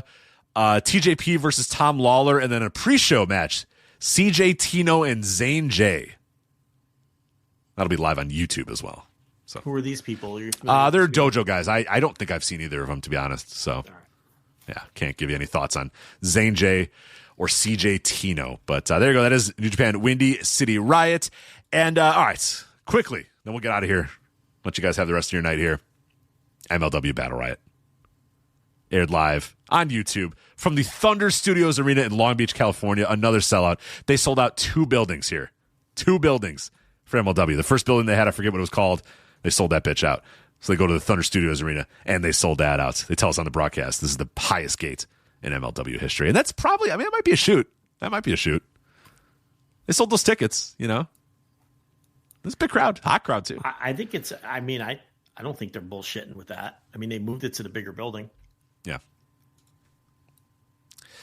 But anyway, so that is Battle Riot. That was obviously the show on Saturday, aired on YouTube, as we said. Big news out of this show. We talked about it a couple weeks ago. Christian Colon, the former color commentator, him and Joe Dombrowski were a formidable team for many, many, many months. Christian Colon is out.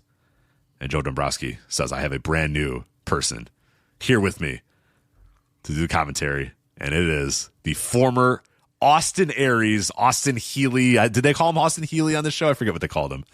I don't think they used the Healy. Did they just say Austin? They just said Austin? Austin Aries. They said Austin They didn't Aries. say, did they say Austin Aries?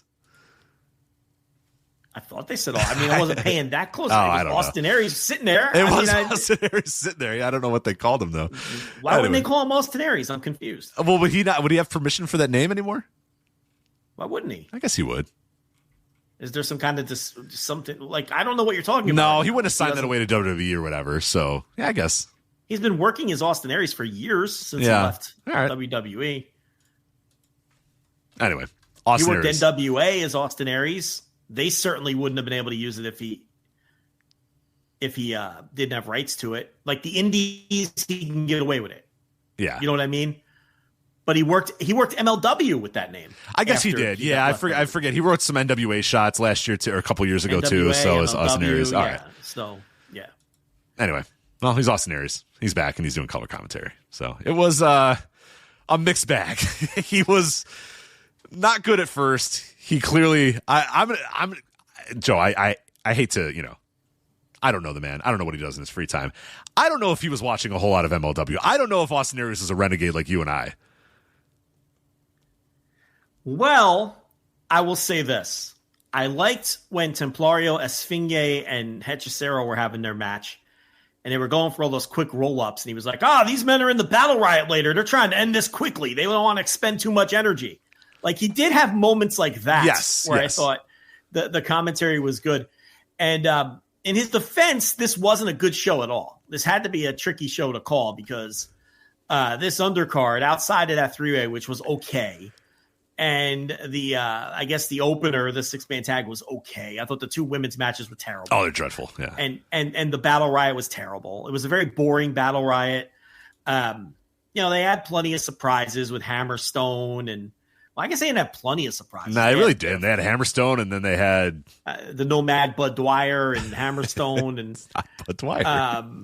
You know, Chris Adonis and Rob Van Dam would be the big surprise. Rob Van Dam, and actually it came down to Van Dam and Riddle, which I thought was stupid. That was so weird. So you have this big storyline. So you get to the Battle Riot. We'll jump to that right there. So 40-man Battle Riot. So they had this match now any good Royal Rumble. Classic, you know, Pat Patterson booked Royal Rumble has acts. You know, it's got Act 1, Act 2, Act 3, and there'll be the story of the Act 1 and some wrestler that's the story of Act 1, and the story that's the wrestler of Act 3, and the story of the wrestler that's Act 3. Sometimes you have the 92 Royal Rumble where Ric Flair is the story of all three acts. He survives, and that's the whole story. This had acts. This had 1 act and 2 acts. The first act was all the Mexican wrestlers get in, mix it up with a couple of the MLW guys, and then we're going to hit a button, or we're going to say, all right, that's enough. And Hammerstone and Bishop Dyer and Raj Desi are just going to eliminate all the Mexican dudes. And then we're going to bring in the actual like MLW American wrestlers. Because that's how it was. Like every entrant for the first 20 was like a CMLL guy. Mm-hmm. Every single one. And then something happened, and then all the big dudes eliminated all the CMLL guys. And then the next 20 guys that came out were all like Paul Walter Hauser and Paul London and Kojima and Mr. Thomas and Shane Hayes and Titus Alexander and Tom Lawler. Like it was definitely 2 acts. There was the CMLL act, and then there was the MLW American act that happened in the second half. Yeah. You know, and I don't know if they're going to keep using Hammerstone moving forward, but they booked him pretty strong. You know, Raj Desi, I guess, was another surprise. Is that the name he used? Yeah. So they had him in there, and I'm fine with that, dude. Those are the kind of guys that need to fill up an MLW roster. I don't have a problem with it either. I mean, they could bring in whoever they want. Really, it's But yeah, you're right. Like the Lucha guys all kind of, none of them really went deep into the match or factored into the finish or anything like that. It came down to Riddle and Van Dam and like Mads Kruger, and I think Hammerstone went the whole way and he was still hanging around towards the end, and all the guys you would think it was going to come down to. But it's just really strange that they had to come down to Rob Van Dam and Riddle when like we all know Van Dam's not coming back. No, yeah, it was really weird because they had the whole story of it, and it's strange because, and I wonder if RVD said he needed to do. I don't know if he brother them or said, you know, that's not going to work for me, brother, or whatever. But you have all of the MSL guys in there. Mm-hmm. You have your Dijak and who the hell else was in there? It was Dijak and who was the other guy? Well, Bishop. The Bishop. Bishop. I guess it was Bishop. Yeah, and then I forget, there was one other guy or whatever. And like MSL's on commentary and he's like, haha, I love it when a plan comes together. Right. And then like in 1 second, Riddle and RVD eliminated all the MSL guys, all the Heat guys. And I'm like, no, that's not the way to do it.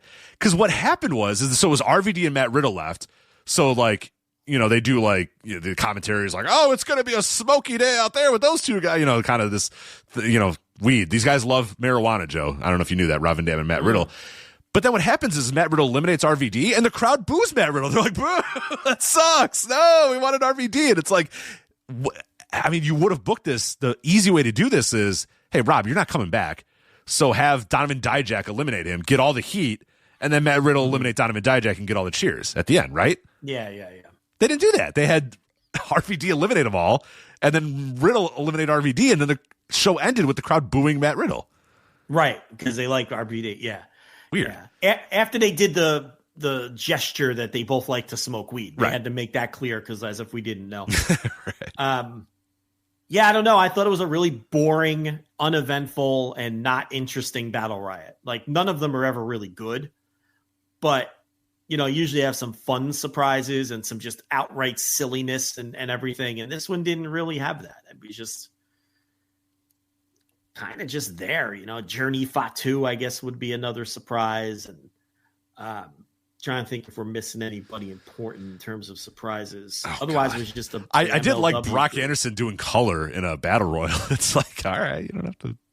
It's like busted open for no fucking reason. And Matthew Justice came out with a ladder, and Austin Aries said, "Is he going to change the lights or something? What's he doing with that ladder?" Yeah, okay, that's good. He had a couple of those moments. Like he didn't know anything about the product or any of the wrestlers except the guys he interacted with in the past. So he knew all about Hammerstone. He knew all about like Atlantis.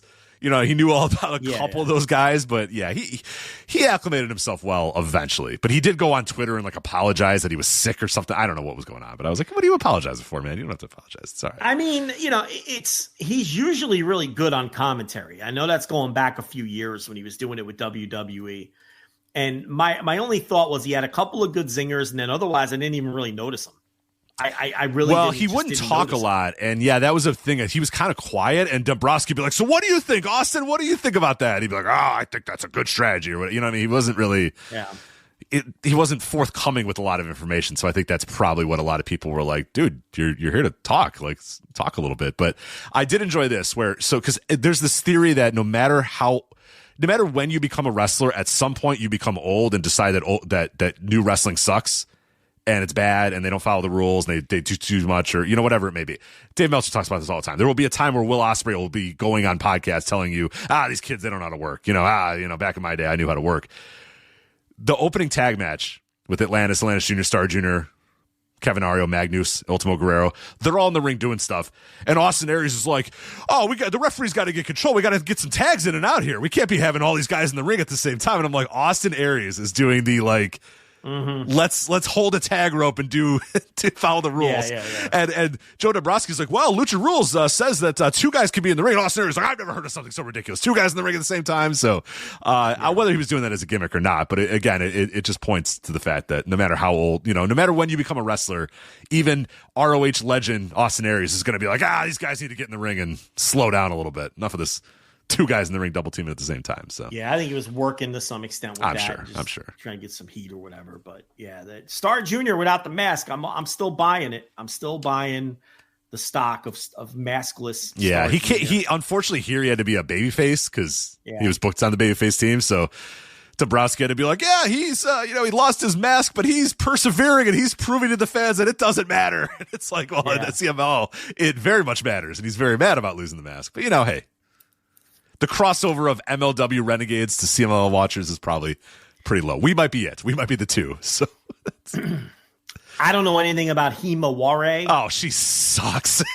Bad. Okay, you take the heat this time. Just bad. Both these women's matches were bad. Tell me EXO fucking sucks. Yeah, now look, I know that the fucking raccoon girl can go, but... Yeah, you've seen her have good matches. You know I've she's good. seen her go. Delmi EXO, though, is fucking so bad. Stinks. That it just can't be saved. I mean, because she's not good. Now, the Himawari girl I know nothing about, and it was a total nothing match with Janai Kai, who I like from a presentation standpoint a lot.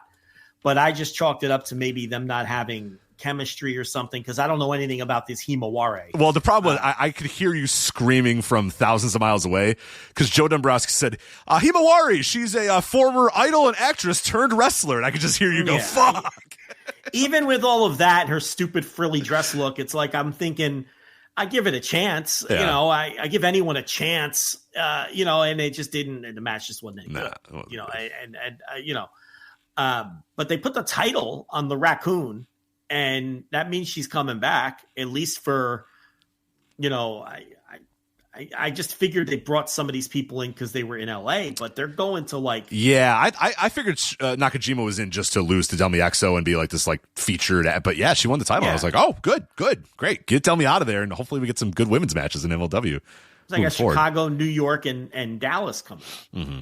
So she'll be on one of those shows. I mean, let me see if they've got her. No, they have nothing booked for the Cicero show yet. I don't think so. But, I haven't seen anything. No, they don't. They definitely don't. Now, remember, they have the CML. They have the Arena Mexico show. Oh, that's right. I always forget that. In a couple of weeks. How did Core Power get an Arena Mexico show? I mean, it's going to be happening. We're covering that. Yeah, of we course. are covering that fucking show. I mean, Paul London versus Neon. Matthew Justice working Arena Mexico against Ultimo Guerrero. Raising the roof. Oh, my God. I mean, I am so intrigued by this show. And Mystico presumably will be back by then.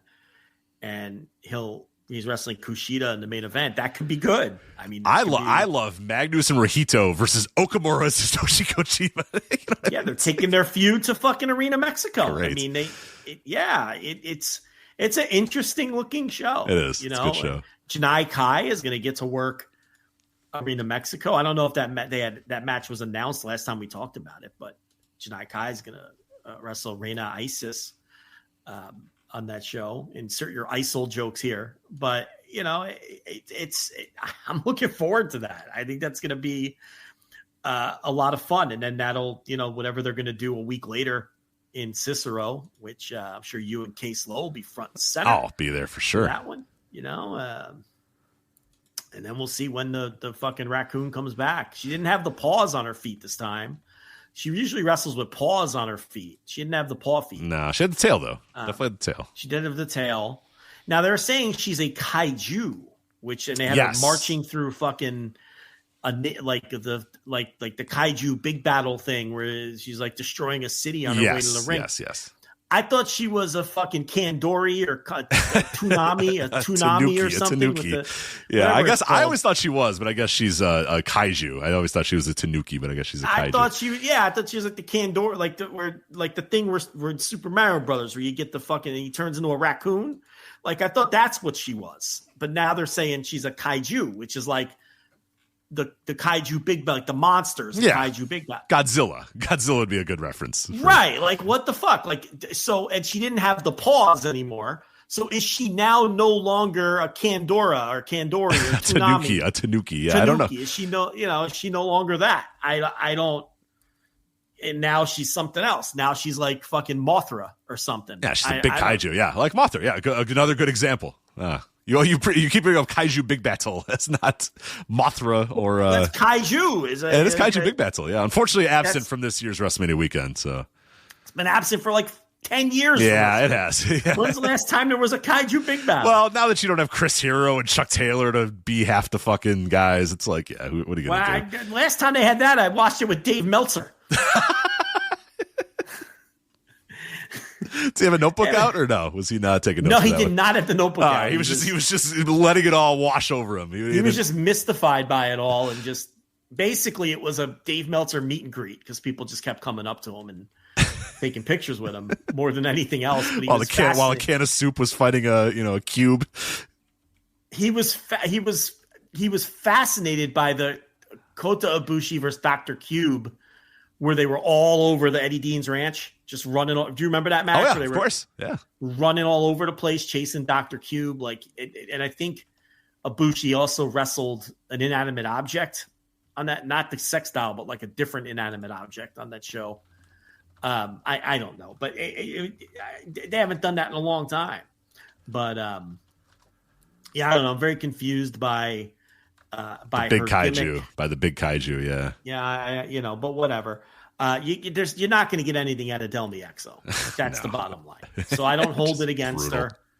The TJPW girl didn't look good, but whatever. I'll probably never watch her wrestle again, so that doesn't matter. And Janai Kai is someone who, MLW is gotten behind, and she's on every show, and so that was Battle Riot. I didn't think it was very good. It wasn't a very good show. It wasn't great. So I think they've got more interesting stuff coming up with the Arena Mexico show and then the Azteca Lucha. And they had from the Cesar Duran Twitter account, he's teasing some new luchadors. Oh, coming to renegades, new luchadors. That's what he said. He said, "My renegades, I am promising some new surprise luchadors." All right. You fat fuck. We should note that after months and weeks of us guaranteeing that Mystico was losing the MLW Openweight title, he did indeed lose the MLW Openweight title by vacating it. Forgot. Yeah, we forgot to mention it. He said he's going heavyweight.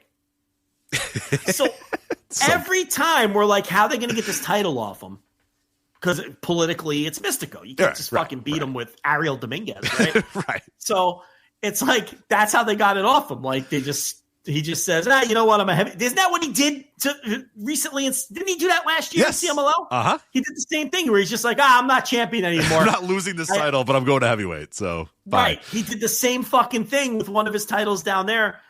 And then he did it here. I really, honest to God, don't think the injury had anything to do with it. I think this was I think this was probably going to happen no matter what. Yeah, because it's weird. He has his arm in a sling, and Cesar Duran's like, "I have very exciting news for you, renegades." And I'm like, "Oh, what's the exciting news?"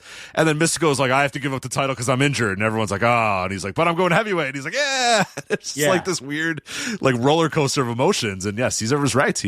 But then he got misted by Akira Kwan. Yeah, what the fuck was that? Then Akira Kwan comes out and he spits he gets a this mist universe. facial. What? This universe is so weird. Yeah. So Duran gets a mist facial from Akira Kwan and is rolling around the ground. And then why Akira Kwan? Like, why is he spitting in Cesar Duran's face? I have no idea. And then Selena De La Renta, who only knew recently that this man's her father and hates him, goes, "Oh my God, Poppy, get help right now." Yeah. I'm like, what's happening? What is this? Yeah, when again, she's supposed to hate him.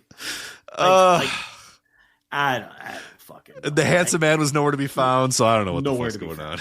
The security detail, he wasn't there to help. Yeah. That was the World Historic Middleweight title, the NWA World Historic, that he vacated last yes. October, the one that Flip Gordon then won. And I think he still holds today.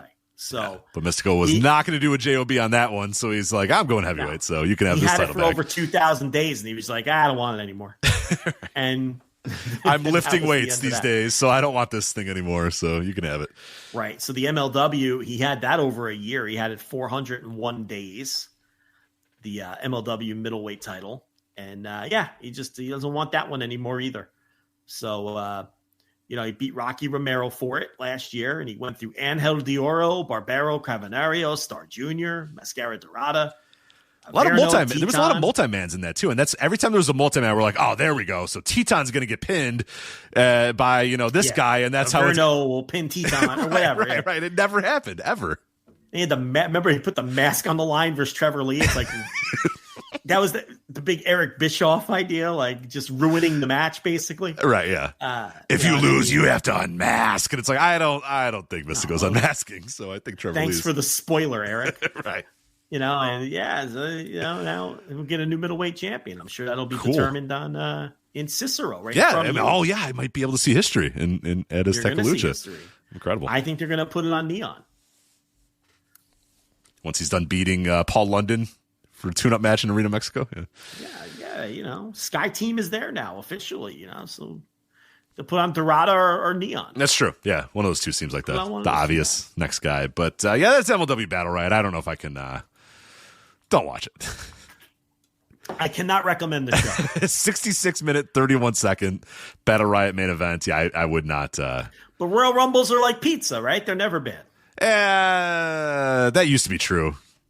Doesn't mean they're good. Yeah, my most recent run of Royal Rumbles, they've been pretty bad. Anthony Green was in it. The retrosexual was in it. You didn't mention that. No, maybe this will be his landing spot.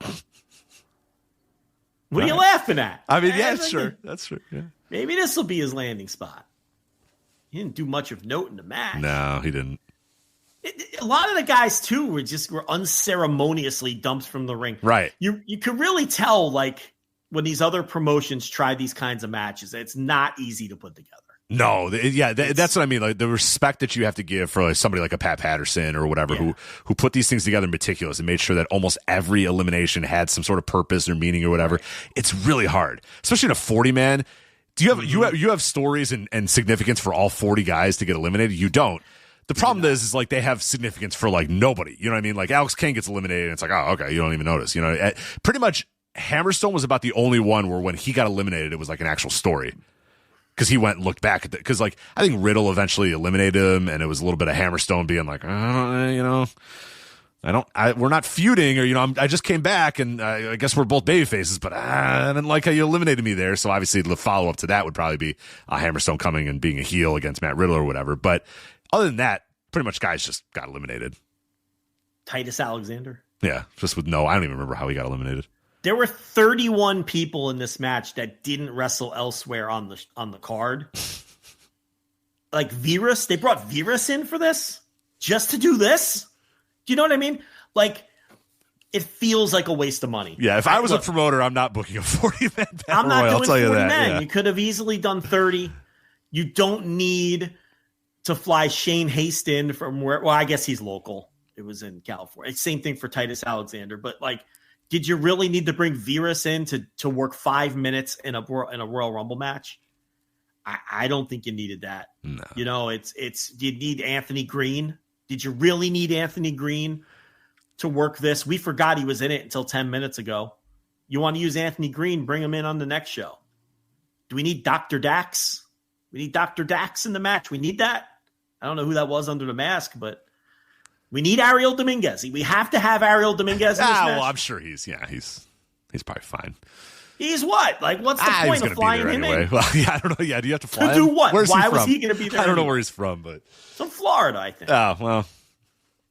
Helped set the ring up. Maybe help set the ring up or something too. Seems like a waste of that. I think I could find 10 people to cut from this. For sure. Yeah. I could find 10. I understand you want to have if you need a plane ticket and you're not this guys on this list, you're out. Yeah. You know what I mean? Journey Fatu and Juicy Finau, that's probably a easy car ride. That's a 2-hour drive. That's a 2-hour drive. They're probably Bay Area based. That's fine. Right. But yeah, a couple of these dudes. Blue Panther. They brought in Blue Panther for this. Blue Panther. That's true. That's true. He didn't. That's right. Blue Panther's got to come. There's got to be a pretty hefty price tag to bring Blue Panther in, right? Why didn't they have a singles match on the show? I don't know. That would have been a lot of fun. Blue Panther and Virus having a singles match. They didn't even do that. Just put them in a fucking battle royal. I understand you got to have the Rogue Horsemen. You want to have your regulars because they're part of the storylines and the company and everything. Kruger, all those guys. I get that. Did Kushida really need to be here? No, not at all. You can find 10 guys to cut. Non-local, locals, I get it. You want to have surprises, but I don't know. It's not my money, I guess. No. Yeah. But, yeah. If we booked our produce show, it'd look like a Paul Levesque show. We'd have 5 matches. Yeah. 5 singles matches. Absolutely. One of them is Mercedes versus Bacardi. Right. Couple trainee matches, and, all locals. All locals in a main event with two people we paid a couple Mercedes bucks. versus Bacardi. Yeah, right. That's a main event. The flagship produce shows. Yeah. All right. Well, thankfully we're not wrestling, or we don't have a WrestleMania Weekend show, but there are plenty of WrestleMania Weekend shows coming up next week. So we'll, of course, be reviewing all of those on flagshippatreon.com. $5 tier is going to get you a lot of bonus audio. $10 tier is going to get you everything, including the WrestleMania Weekend, or the WrestleMania Saturday and Sunday instant reaction lives, I should say. Also, as I mentioned, flagshippatreon.com. Sign up, even if it's for the free tier, and you will get access to the preview show that's coming up, extensive preview. There are hundreds of shows that we did not mention on this show. That's how ridiculous this WrestleMania Weekend is. So Hundreds. Literally 130 shows plus events. If you combine the two, it's 80 shows, 130 events combined with those shows. So plenty to talk about on that show with Griffin Peltier. That will be up on sometime on Saturday at flagshippatreon.com. Again, just sign up to the free tier and you'll get access to that show. So yeah, there it is. That is it. Long show for us out here on the Flagship. But that's it.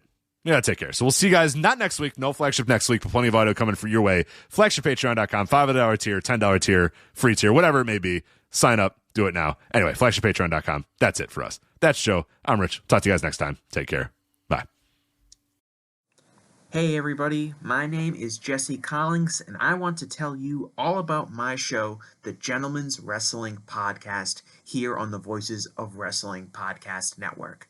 On the Gentleman's Wrestling Podcast, we do a thorough analysis on the biggest issues and trends within the pro wrestling industry. We talk a lot about pro wrestling media, we talk a lot about fan culture and wrestling's place within general pop culture, and we talk about the broader influences that are shaping the way we discuss and analyze the pro wrestling industry. We've had some of the brightest minds in the pro wrestling intelligentsia on the show, including WrestleNomics host Brandon Thurston, both Rich Craich and Joe Lanza from the Flagship Wrestling Podcast, Trevor Dame from the Through the Years podcast, and a whole lot more. This isn't a show for hot takes. It's not a show recapping the latest episode of television. This is a show focusing on the biggest topics in pro wrestling and doing a deep dive on the real stories behind the surface level analysis you might find elsewhere. The Gentleman's Wrestling Podcast is available wherever you get your podcasts, and we'd really appreciate it if you gave us a try. Thanks.